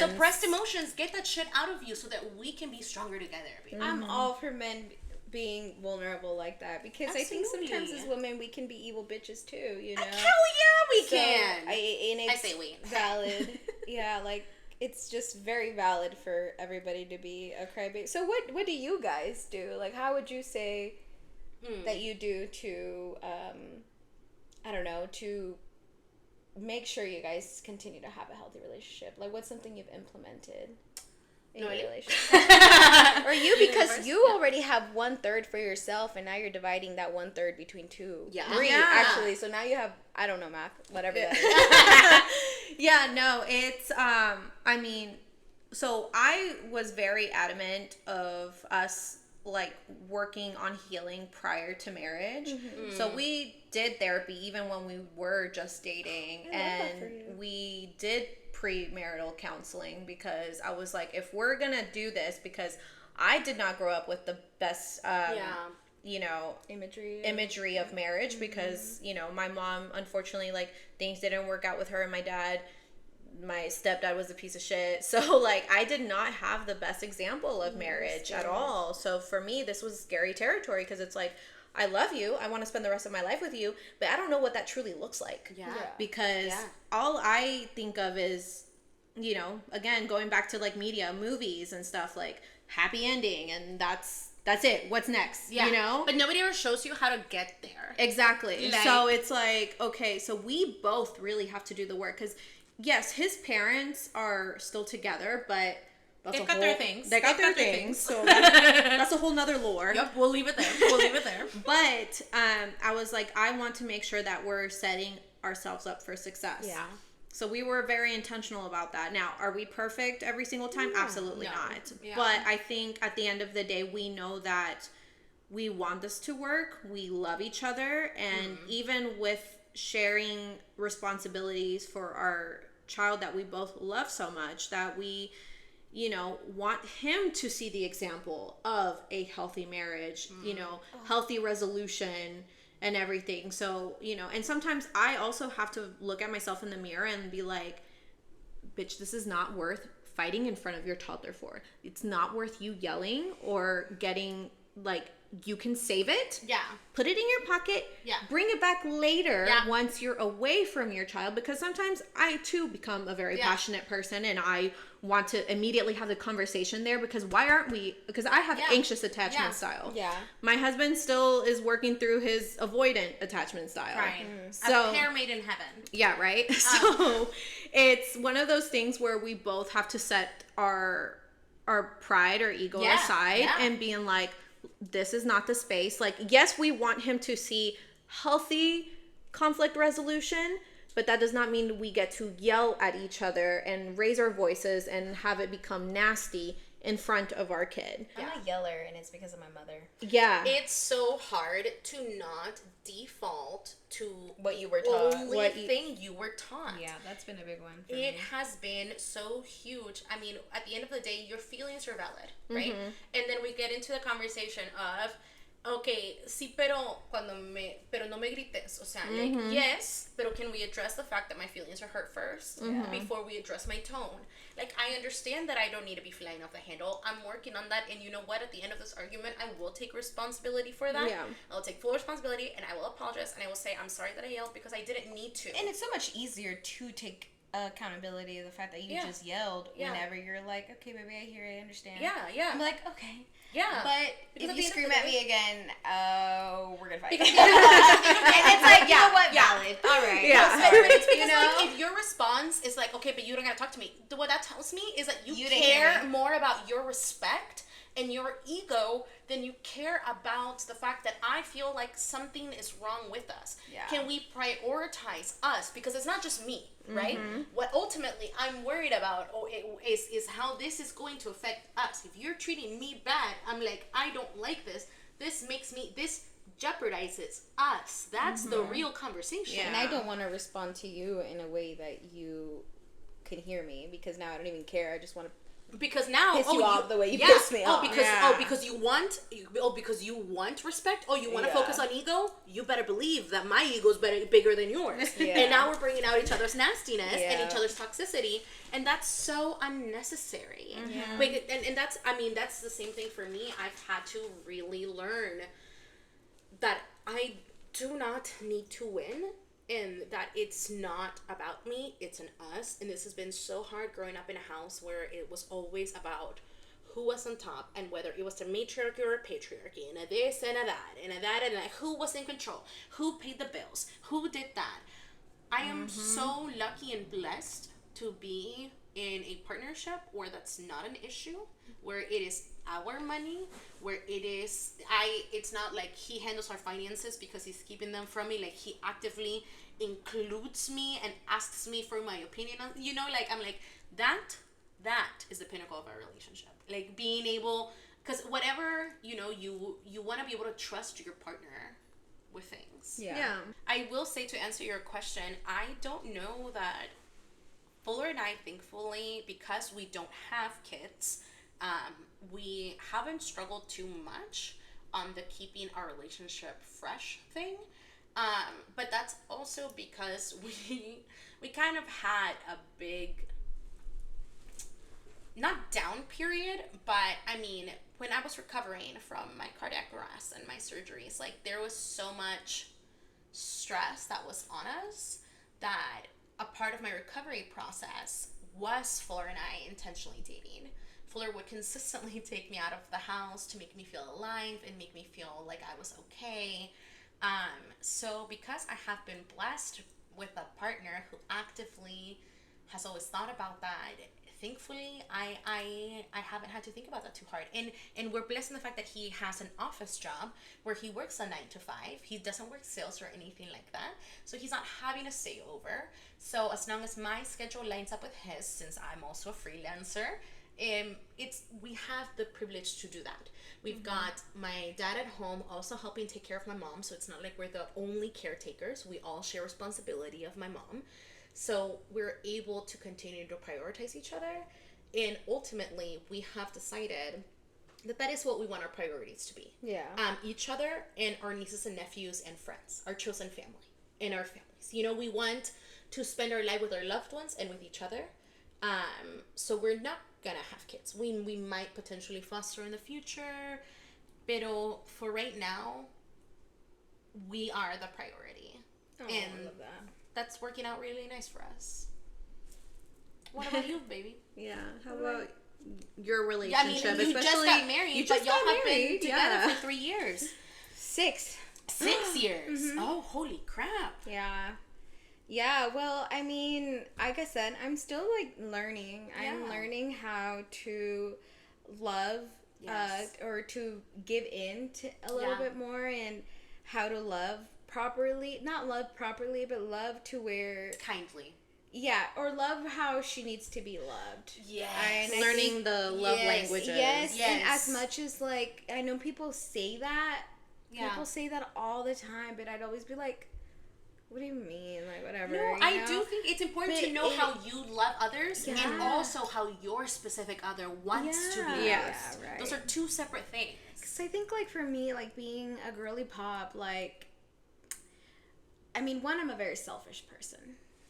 I'm an Aries. I think the world revolves around me. And so, like, I'm a very selfish person, and I've only known love one way. Yeah. I've only known that. I know what I don't want. I know... Maybe I just know what I don't want. Are you saying you're selfish in the way that you like, are you saying because you expect, like, princess treatment? No, I don't like to be inconvenienced. Yeah. And also, like, I think I don't know, man. I don't know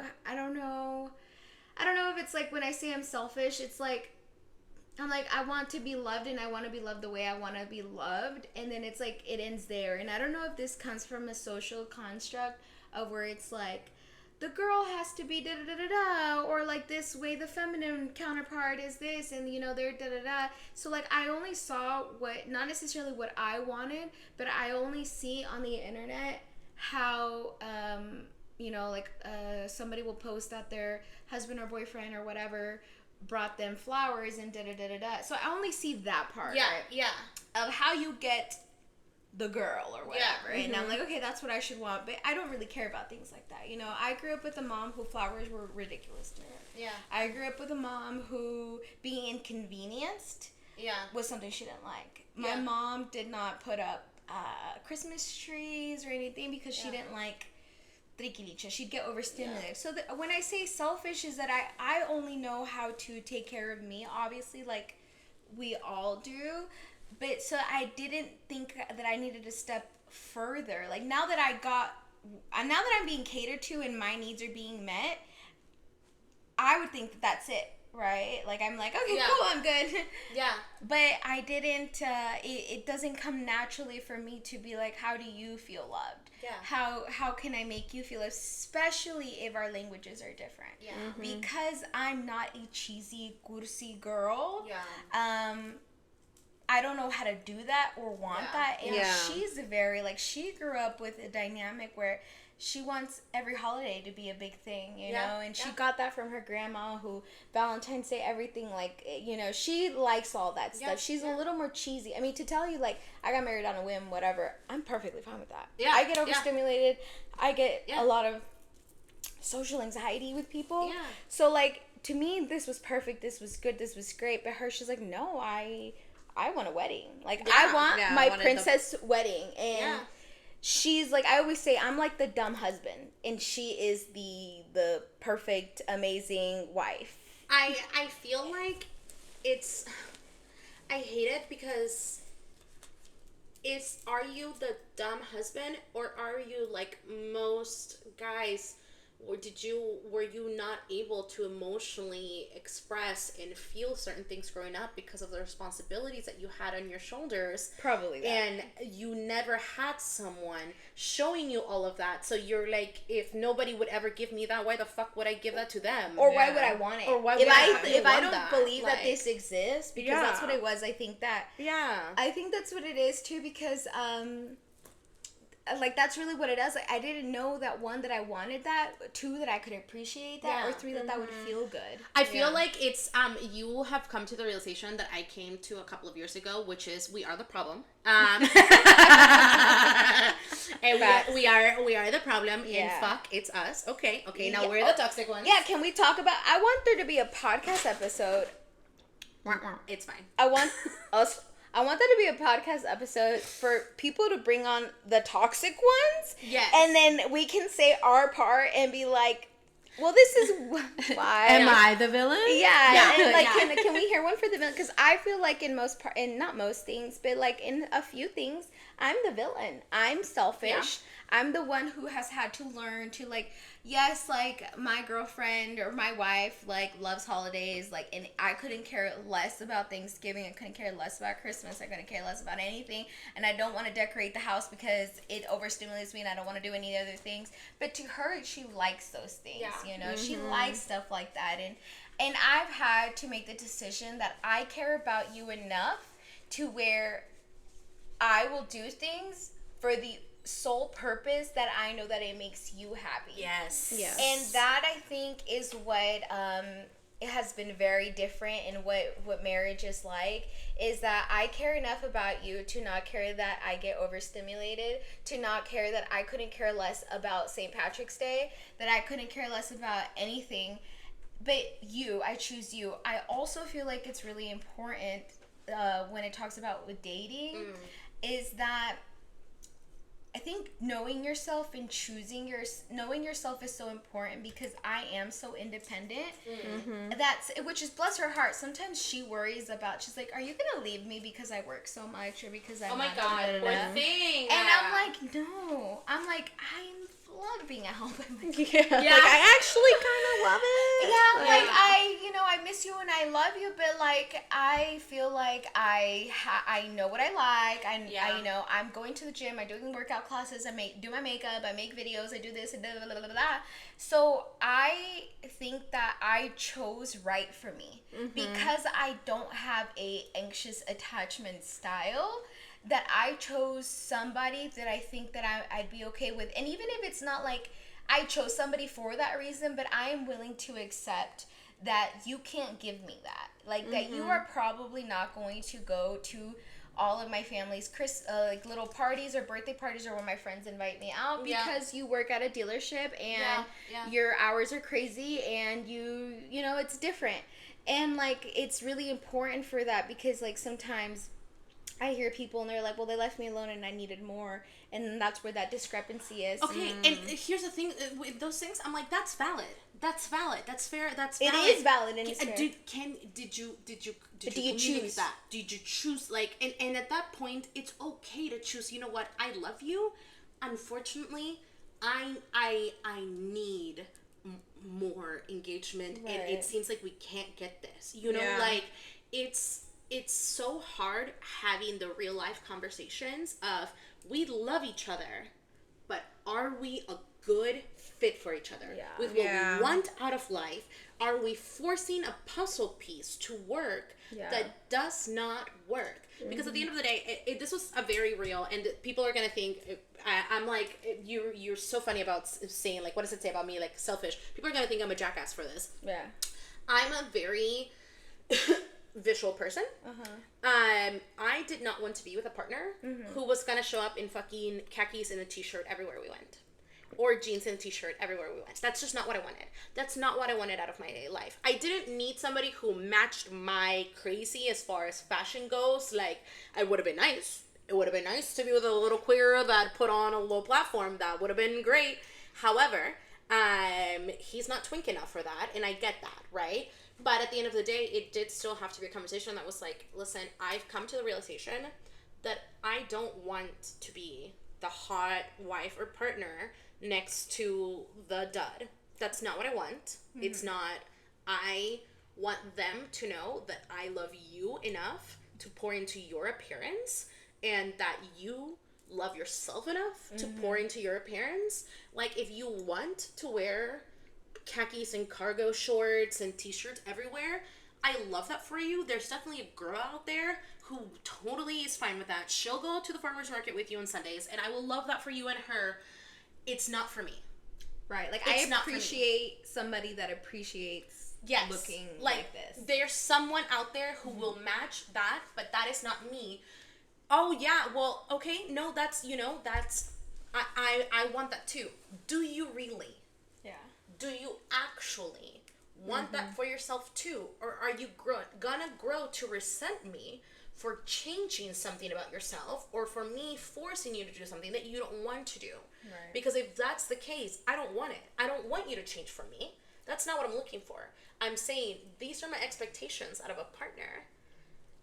And I want you to choose whether you are willing to, I don't know, play a part in it. Yeah. And I think that's where, like, choosing. It's having an honest conversation with yourself. Yeah. I think it really, it's at the end of the day, it's compromise. I mean, I don't know. There's so much compromise. You choose to compromise. It's a choice. It's a choice. Is it a compromise? Because at the end of the day, that's, I think, what I was trying to avoid. It being something that he was choosing because of me, as opposed to something that he wanted for himself. But maybe it's something that he learned because it was a choice of his. It's not like, I'm only doing this because of them. It's like they introduced the choice. I choose to also care about this. Yeah. Because I can argue that I want or she can argue, like, I want someone that loves the holidays, that loves to do all these cheesy things, and that wants to have a huge, gigantic wedding. And I'm like, even though that I don't think there's anything in the world that could make me care for that. However, I choose to appease you, and I choose to do all of that not because I'm doing it for you. Yeah. Or I'm changing myself begrudgingly. Is that a word? Yes. Okay. Yes. Yeah. I'm doing this begrudgingly, but because I know that that's important, so I choose to also make that important for me. And that's, I think it's then not maybe a compromise, but that you're prioritizing a different thing, right? Because at that point, I mean, the way that one thing was resolved was Fuller was like, no, you know what? I've been wanting to take more pride in my look. I just don't know how. I just don't know how. It's, I appreciate this, and this push, like, this is something that I do want for my future self. So I can see that, and I appreciate you bringing that up. Yeah. No, I'm not going to grow to resent you. Yes, this is something that I want. Obviously, I will never be a fashionista. Obviously, I will never get to that extent. But I do want to have more pride in the way that I look, in the way that I dress. Dope. And then I like you enough that I want you to be prideful in that I have a hot spouse or a spouse that puts effort into. At the end of the day, Breezy doesn't need you to love Christmas. Yeah. Breezy needs you to love celebrating Christmas with her. Yeah. Right? Like, she's not asking for you to innately change who you are and compromise what you do. Just not ruin it for her. She's, Just not to be the Grinch. Just don't be the Grinch. Yeah, I've been the Grinch in so many situations. No, dude, that's the tea in so many het relationships, and I feel so bad for my friends because their boyfriends are like, well, why would I want to go shopping? Why the fuck does anybody want to watch football with you, bro? We don't. We fucking don't. We don't. But we do it. Why? Because your greasy ass loves it. That's why. Like, if I can tolerate football every Sunday and Saturday for the entirety of fall, and then basketball and your gambling come Whatever. NBA final season, and then whatever and the other things. Fuller does not have a gambling problem. I don't know why he said that. He's like behind the chair, like, He what said, the fuck, I watched bro? the WNBA. It might be a slight jab to my husband. But To mine too, because I I hate football. Oh my god, I hate football so much. So many of my friends, I have a lot of friends who do the March Madness, like, I don't like do betting NBA, thing, and I'm like like, the WNBA. oh, a girl after my own heart. I love it. I just recently got into it. We should go watch the Dallas Wings together. Oh yeah, I'm a would love season that. pass holder for next Shut year. up! Oh my god, I'm that lesbian. Can you I'm that Okay, lesbian. right. The Dallas Wings, low-key, gayest group. Oh, Gayest super team, gay. I love super all gay. the gay. Oh my god, I feel so like I'm like these are my people. Yeah, yep. Okay, They side can tangent. do That was no a side wrong. tangent. Yeah. Dallas Wings, we love Dallas y'all. Wings, woo! Big fan. I'll never forget that first game you took me to. This was Yes, I shortly did take you after to a me- Dallas Wings game. Yeah, it was shortly after me and my husband had, we were boyfriend and girlfriend at the time, Yeah, but we had a yeah, slight yeah. break. So they took me out to a Dallas Wings game. And I was So like, look at them. it's Look so at the fun. lesbians on the court. And when you like know their lore, like their name, like I didn't know anything about it, so she would like sit there and tell me like this person I went to college, and then I learned the names, and then I learned their drama, and now I'm Yeah. invested. Oh, yeah. So I became a Dallas Wings fan while Elizabeth Cambage was at the Dallas Wings. I don't think before I'm- she went to the Nevada Aces. And then before she low-key got excommunicated out of the NBA. I don't know the full tea on that, but there was a lot of It's drama okay. when I'm she only switched 2 from years in, so I don't Aces even know who that to is. Sparks. Okay, well, Breezy and I will have a lot of conversation Yeah. about that.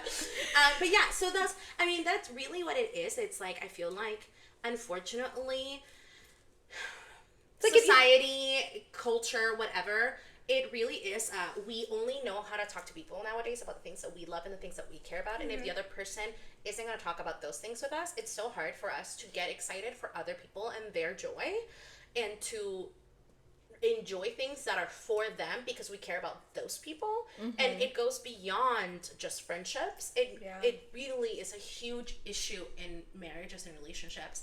At the end of the day, if you married someone strictly for society and whatever and all these things, and happiness is not your end goal, then by all means, more power to you. Whatever you chose, like, marriage doesn't have to be for love. If you don't want it to be, that's great. Yeah. for you. If you don't choose for it to be. Yeah, and exactly. That's what yeah. love in a relationship is. It's to choose whether you're willing to love somebody besides X, Y, and Z. And if you don't, great. I love that for you. Yeah. I love the fact that you're saying, you know what, I'm not willing to. And I think that's the key. Whether you're willing to, or you choose to X, Y, and Z. And I feel like if it doesn't come out of you to be willing or to choose to do something despite of, then perhaps that tells you everything. That's not your person, or your love is not strong enough for this person to do X, Y, and Z.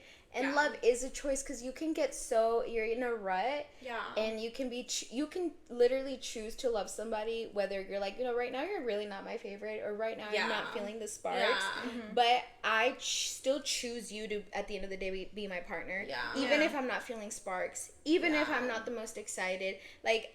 And that's really, I feel like, what love is. And I feel like sometimes people think about love as like, oh, I still get butterflies, or somebody that does this. It's so much more complex than that. Like that. Because It's ultimately, not you like have that. to, when you're saying you have to choose, you're choosing uncomfortable choices And unconditional choices, like talking about what is going wrong and what you're feeling disconnected with, and putting yourself vulnerable. It's hard. To choose to stay connected and to talk about these things is very difficult. And can we talk about how uncommon it is to know people with a dynamic like that? I often find myself not being able to have conversations, maybe like this, with people, because their dynamic in their relationship is so fucked up. I'm like, weird night. I can't I can't take your take on it, and also you're probably going to tell me something that is not healthy for me because Yeah. we kind of I don't know, we're not, I don't want to say we're not the same, and I don't mean it to throw shade in any way, shape, or form. Yeah. But sometimes a healthy dynamic is so much more rare to come by, and to have people tell you, like, hang in there. It's like, I know obviously you're not going to say that to someone who has a piece, because I'm the breakup friend. I'm like, break up with him. Oh, break up with him. Leave him. Dump his ass. Yeah, leave him. So mean. I'm quick to that. Yeah. However, I also can understand, or I can see that our dynamic is different. And I think I really wanted to come on here and have the opportunity to, like, speak about these things. Because I think that the way I was raised both traumatized me, but also made me choose how I chose.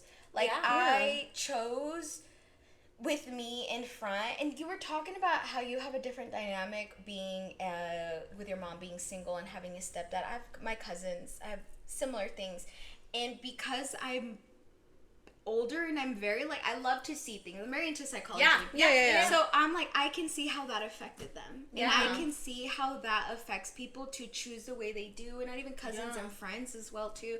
I'm like, I can see what that did. And it all comes from the like, being in search of the love that you didn't get. Yeah, absolutely. And for me, I think that what made me choose so greatly, and what made me so blessed. But I think one thing that I will never, like, begrudge my mom for is, like, for her to tell me to choose me. And choosing me allowed me to choose me despite her, despite my culture, and despite my parents. Ultimately, you still made the choice to pull yourself out of the trauma. Like, you could have taken what your mom said and let that totally harden you and not do it. However, it did help. You gave a certain perspective of you, but you still put yourself in a vulnerable position to learn how to love. And that's fucking huge, and that's powerful. Yes. That's absolutely. fucking powerful. I'm learning. I'm still learning. No, and honestly, I really think as long as we are conscientious of wanting to even have better relationships with our partners, we're already leaps and bounds ahead of where our parents were, because we've got the general awareness. And oftentimes I feel like when we get awareness, we get discomfort, and then we don't want to sit with that discomfort, so we would rather pick a fight or throw it out the window or ignore it or whatever. But I feel like this discomfort allows us to know what is not quite sitting well with us, and to know what we need, and it's up to us to grow the fuck up, grow a pair of cojones, and say, this is what's not okay. My feelings matter. We matter, most importantly. I want this to go forward. Yeah. Right? It's to be able to verbalize and communicate at the end of the day, because we're going to continue to grow. We're going to continue to evolve as people. Now, is it always positive? No. Some people change for the worse. Some people change for the better. But again, it's almost like you have to, like, always reevaluate the relationship. Like, are we still good for each other? Are we still a match? Are we still benefiting? Because there's different seasons that come in our lives that change us. Whether it, like, I've seen people on TikTok that, like, the political climate that we're at has changed a lot of their relationships, because they have realized, who their spouse really is and what values they actually stand for. And it's been heartbreaking to see, like, I divorced my husband because of the political views. I realized what kind of person he really is. And that always gets turned into, feminist, all these things. And I'm like, bro, we just want you to give a slight fuck about other people. That's truly, but not to not to go on a side tangent. But I mean, at the end of the day, it's communicating one's needs, and even when you're after your goals and aspirations, like, you have your whole thing going on, especially being a content creator and an influencer. Like, how does your spouse now, like, I guess, what is the dynamic as far as, like, you guys are pretty much, like, almost living your separate lives, but coming together? Like, how do they view that life of yours, Well, I mean, my spouse is my biggest supporter. I think, like, if anything, I have the confidence that I have.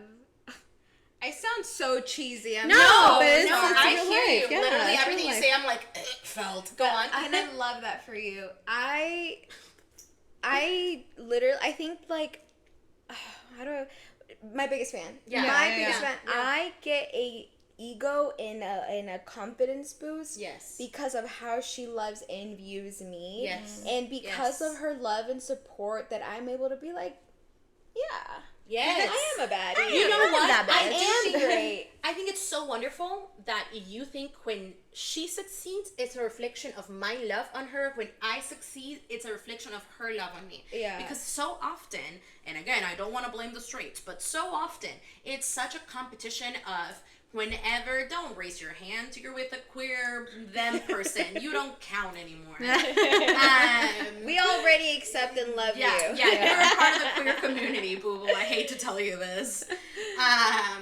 But it really is one of those things where it's I have to be the man of the house. I have to be the one in charge. Her success threatens me. Oh my God, Her success means that I am not providing enough. And no, if she's succeeding while also taking care of children, while also in a relationship, like you, why would you not take pride? Like, yeah, she did all that, and she's doing all of this at she's home. the Like, star. yeah, she's a baddie, and you know who that baddie comes home to? Fucking me. Yeah. Me. Like, Yeah. that's huge. Why is it that our partner's success becomes something for us to measure against? Because that's what we grew up watching. That's what we grew up witnessing. And that's what you grew up not being able to differentiate. Yeah. Because so many people are with people who are haters and are jealous of them. Yeah. Your partner can be jealous of you. Your partner can be threatened by the fact that you're such a boss bitch. And they feel smaller than because you are such a boss bitch. And they think that it's a reflection of, or they think that that mirror, their own insecurities are not projected because of, well, if she thinks she's a boss bitch, does that mean she thinks she's better than me? Yeah. And that's a true dynamic that I have seen in both queer relationships and heterosexual relationships. And it's very, very, very true. Luckily, I can't relate. I get my ego from her. I get... Isn't that so crazy how we can be in queer relationships and still apply so many heteronormative rules to our lives? And you know what? I tell my dad, on our engagement party, I told my dad, I was like, I love you. I was like, and because of you and who you are, I was able, and I know it may be weird because this is another girl, but because of you, I was able to choose my partner the way that, the way, and you're almost like, if it hadn't been for you and your masculinity, because I looked for that. I looked for, I'm a dominant girl. In my friendships, I'm a dominant person. In my friendships, I'm the protector. I'm the one that tells, hey, no funny business to a guy trying to buy his drink. Or if a guy buys his drink, it's like, hey, we'll take the drink, but no funny business here, okay? We can take turns being the strong friend then so that we can... I'm the masculine. I have a lot of masculine energy. Even though I'm super feminine, I feel like I have a lot of just masculine energy. But she out masculine energies me. Like, she is like that. However, both can be true because she's very masculine in certain ways. But she's also a sweet little princess baby. Yeah. And she can only do that with me. Like, to everybody else, she is this hard, masculine, tall black woman. Yeah. And with me, she is a princess, a little baby. And I love that because nobody else gets to see that. Yeah. And I think that's very important. Like, but even then, like, I don't know on her dynamic how she found me. I think I think I was maybe a bad choice or something. Because I'm like, you would not say that. Discredit yourself. A little better. Yeah. But like, I really feel like, I mean, I chose her from the basis and core values that my father showed me, and I think that's so important. And like you said, it is weird because our dynamics obviously are so different being part of the queer community and then having things that but at the end of the day, I don't even think it's still a masculinity and femininity is not just, I mean, I know you know that more than anything, but it's not necessarily whether you're a man or a woman. No, because, and that's the thing for me, like, I love my soft little Pisces baby. Yeah. Like, trust, he is plenty of man, you know? Right. Like, but that doesn't take away from the fact that ultimately, like, I love the security and the sweetness that comes from someone who is able to get in touch with their emotional intelligence, and who is able to feel their feelings. And, you know, like, for me, I have enough hardness as is. Yeah. I have built enough of a shell as is. I needed someone who could show me that it was okay to smile, that I can't even look at you, and be that it was soft. okay to be soft, where I can be the soft princess, Right. but so can he. Yeah. Because at the end of the day, like you said, it's not about our gender. Yeah. And it like, ultimately, I don't even apply it to the she's anymore, so it doesn't Right. even matter like that. But it's being able to be each other's safe space. Regardless, you know? And bring that out of each other. It's so important really. to do that. Like, you can be, because when I'm with her, I don't think, brain off. Yeah. Brain cells clocked out. Yeah. I am. She. If I'm with her, I'm safe. Yeah. When I'm with her is the only time that I can sit down and not think. Yeah. And Yeah. that's really the only time that I can do that. Otherwise, I'm on go. I'm on guard. I have a little sister, so in a way, I don't have kids, but we're 7 years apart, and I consider her my baby. Like, that's my You have I responsibilities. have a daughter already. Yes. Like, I'm her cosigner on her car. Yeah. I'm grammar. I'm correct. Actually, just this morning, she sent email to a job she applied in.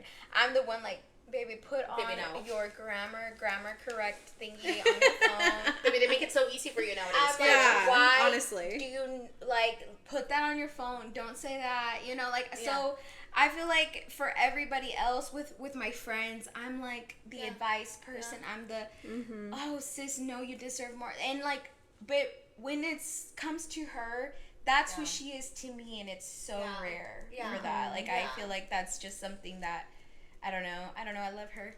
I love.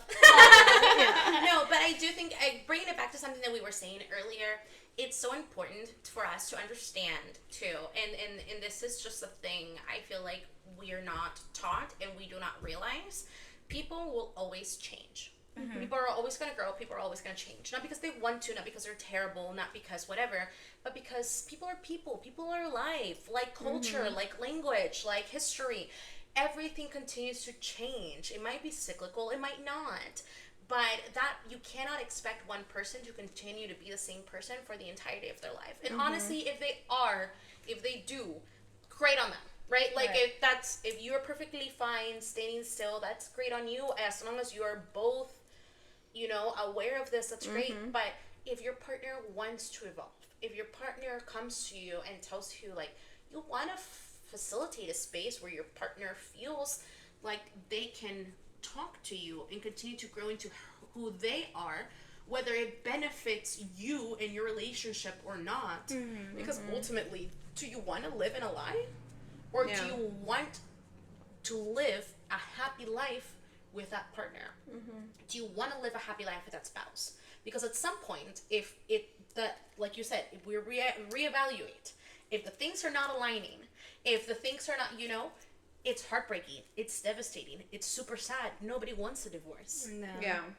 But at some point, you have to care about each other more than you care about the status quo.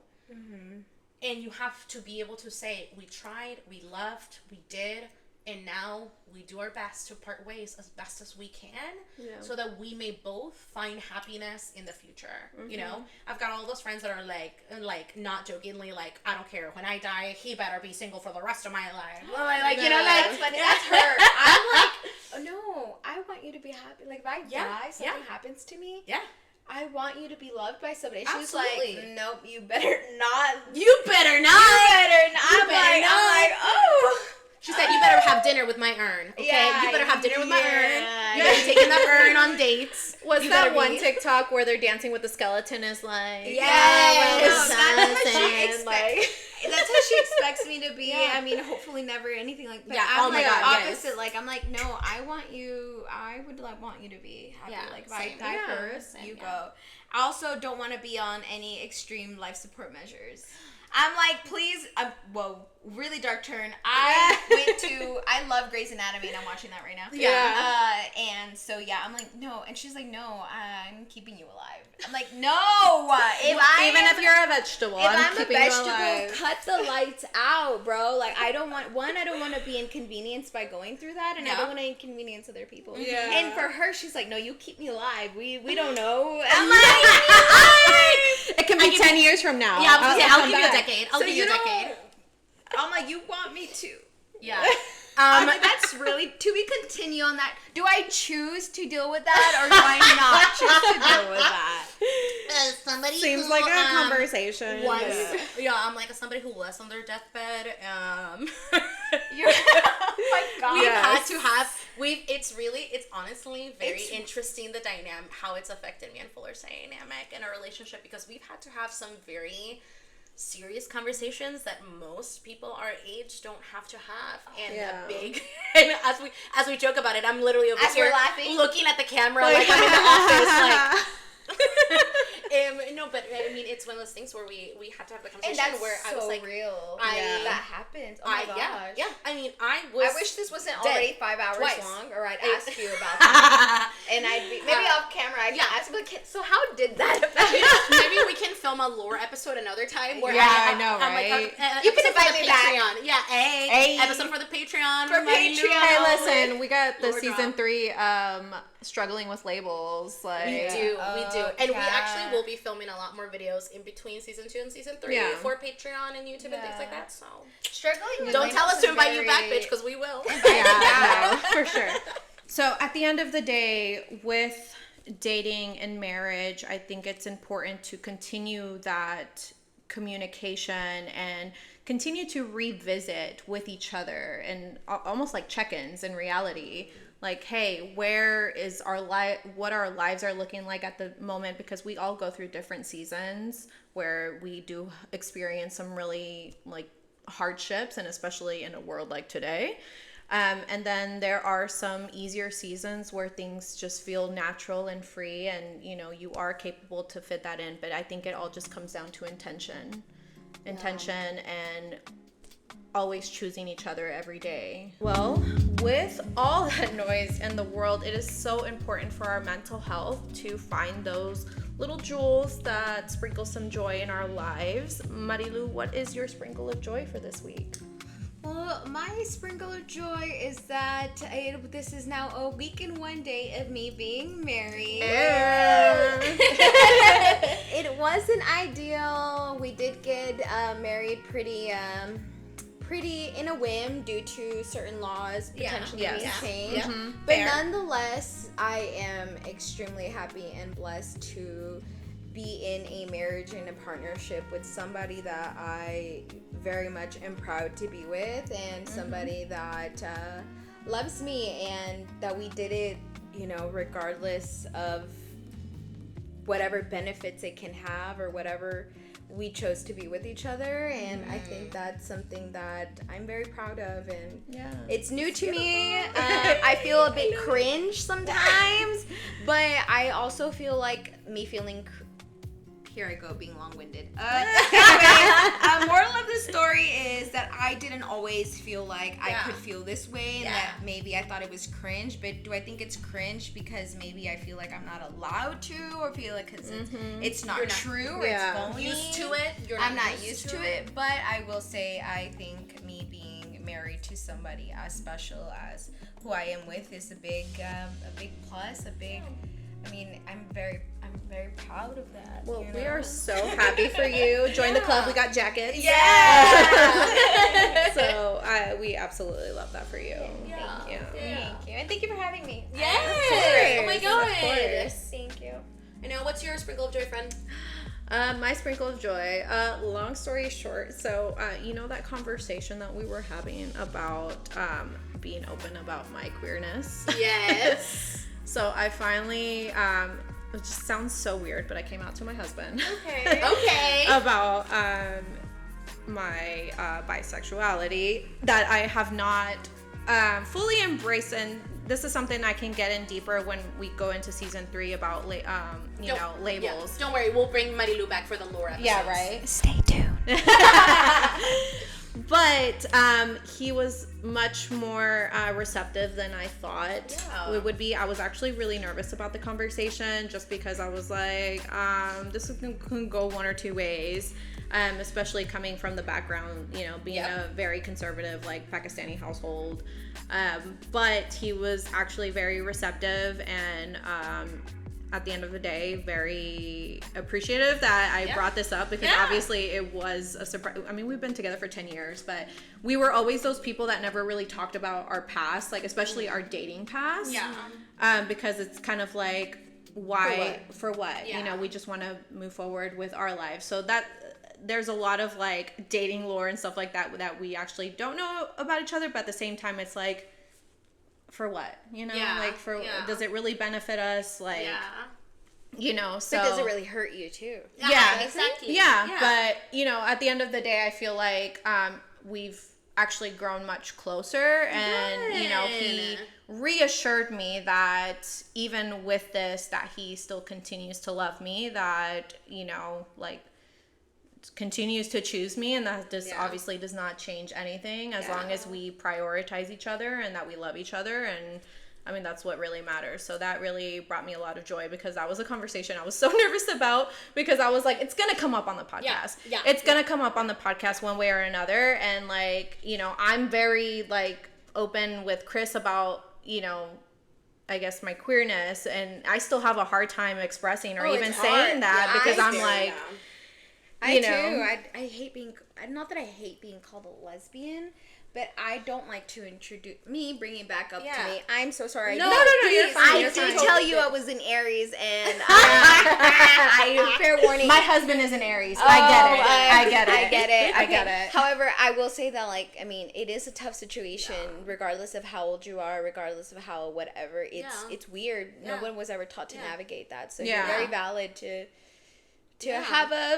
be iffy about it, and it doesn't mean you're iffy with other people's gender identities. Like, I'm still me, but it's personal, which is different. Embracing it for yourself is always different. And even, I mean, I had already, Fuller knew I was queer, Fuller knew all these things, but still talking about my gender identity with him, I felt like I was gonna fucking vomit. And dig deep into it? Like, so I get it. Like, please, I'm so proud of you for talking to him about it. And for him having a safe enough response to where this is a win for you. Go both Shout of out y'all, to honestly. kings out there. Yes, absolutely. Yeah, so that definitely reassured me that I picked right, so that even just getting to know ourselves further in this life, that hey, just because I've realized this about myself doesn't change the aspect that we are together. I choose you, you are my person. So heavy on that. It just reassured me that again I chose right. Oh, gonna cry about that later. So You're welcome to cry about it now. I know, right? He's like, tissues? Me, I folded this in so many ways today. I wasn't gonna brought any attention. I was just gonna let it happen. It's a comfort thing. It's okay. I used to fold triangles when I would like cry, especially in therapy. I used to fold mine in triangles, like consistently. I don't know. I had to do something. I feel that. What about you, Chris? Well, my sprinkle of joy is a little bit of a weird sprinkle of joy. My sprinkle of joy for this week has kind of, and I'm not gonna look at you while I say this. My sprinkle of joy this week is kind of where we are. It's our friendship in the least cheesy way possible. And what I mean by that is that I feel like we are at a point in a friendship where you're starting to communicate uncomfortable things to me, and I really love that for both of us because I feel like we have such a hard time communicating and or receiving uncomfortable things. So for us to feel like we can communicate these things to each other, and we still know that our love is unconditional, and that it's not personal, and that it is like, I'm like, good, we're having like clean, honest, healthy communication with each other, because we respect and love each other so much that we want the other person to know like how we're feeling, and that means a lot to me. So when you weren't like feeling super well this week and you were like, bitch, I did not appreciate X, Y, and Z, and I'm like, fucking yeah, fair.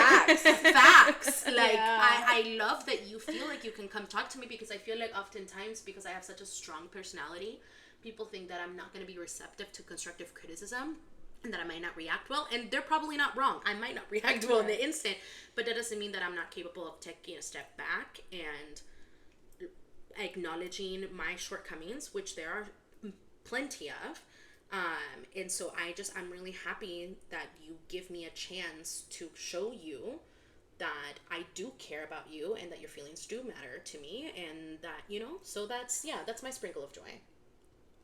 Oh, I love that. Wait, I know this has been 10 hours long. Can I just say that, like, I feel like that is so beautiful, because it's like, no matter that that she loved, it's fine. Sorry. Go on.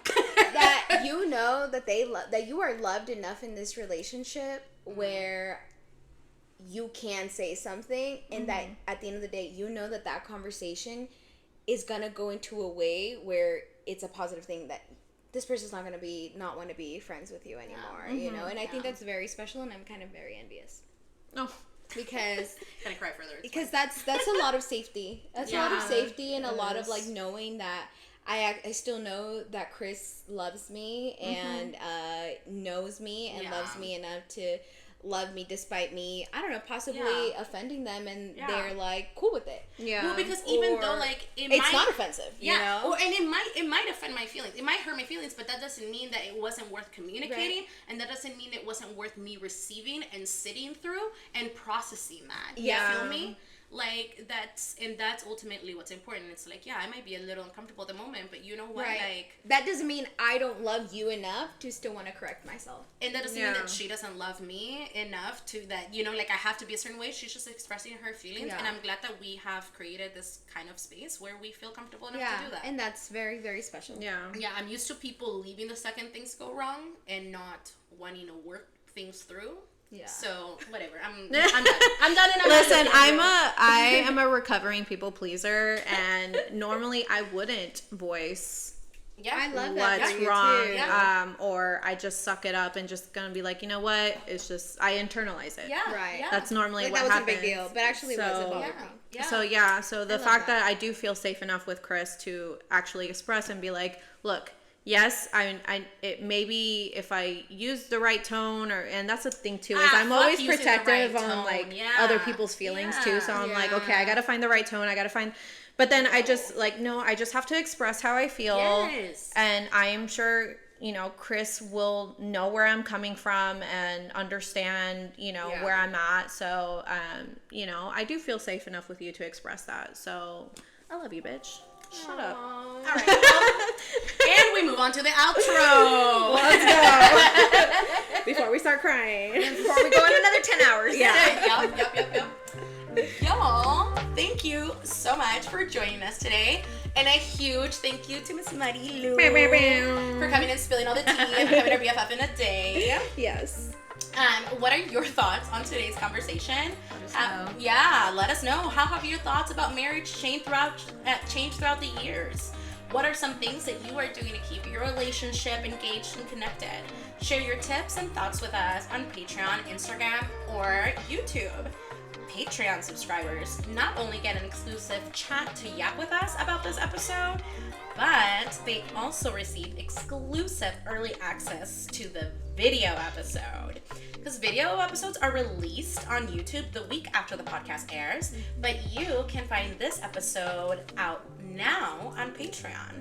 Not to mention the snail mail, the exclusive wallpapers drawn by yours truly, and so many more perks. Even free members get perks not available anywhere else, like BTS blog posts and an opportunity to submit questions to our upcoming miniseries, Ask a Friend. Our Patreon and other handles can be found in the episode description. Marilu, could you tell our listeners where they can connect with you? You can find me on Instagram and TikTok with Marilú X Medina. Instagram has an extra A. That's it. But you'll find me there. Can't find her? Go to our follows because we've been staining Marilu for a minute. So check her there. Yes.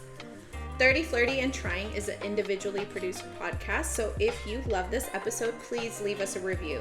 Your engagement means the world to us and makes a huge difference on the success of the show. Just remember to be kind because we are sensy.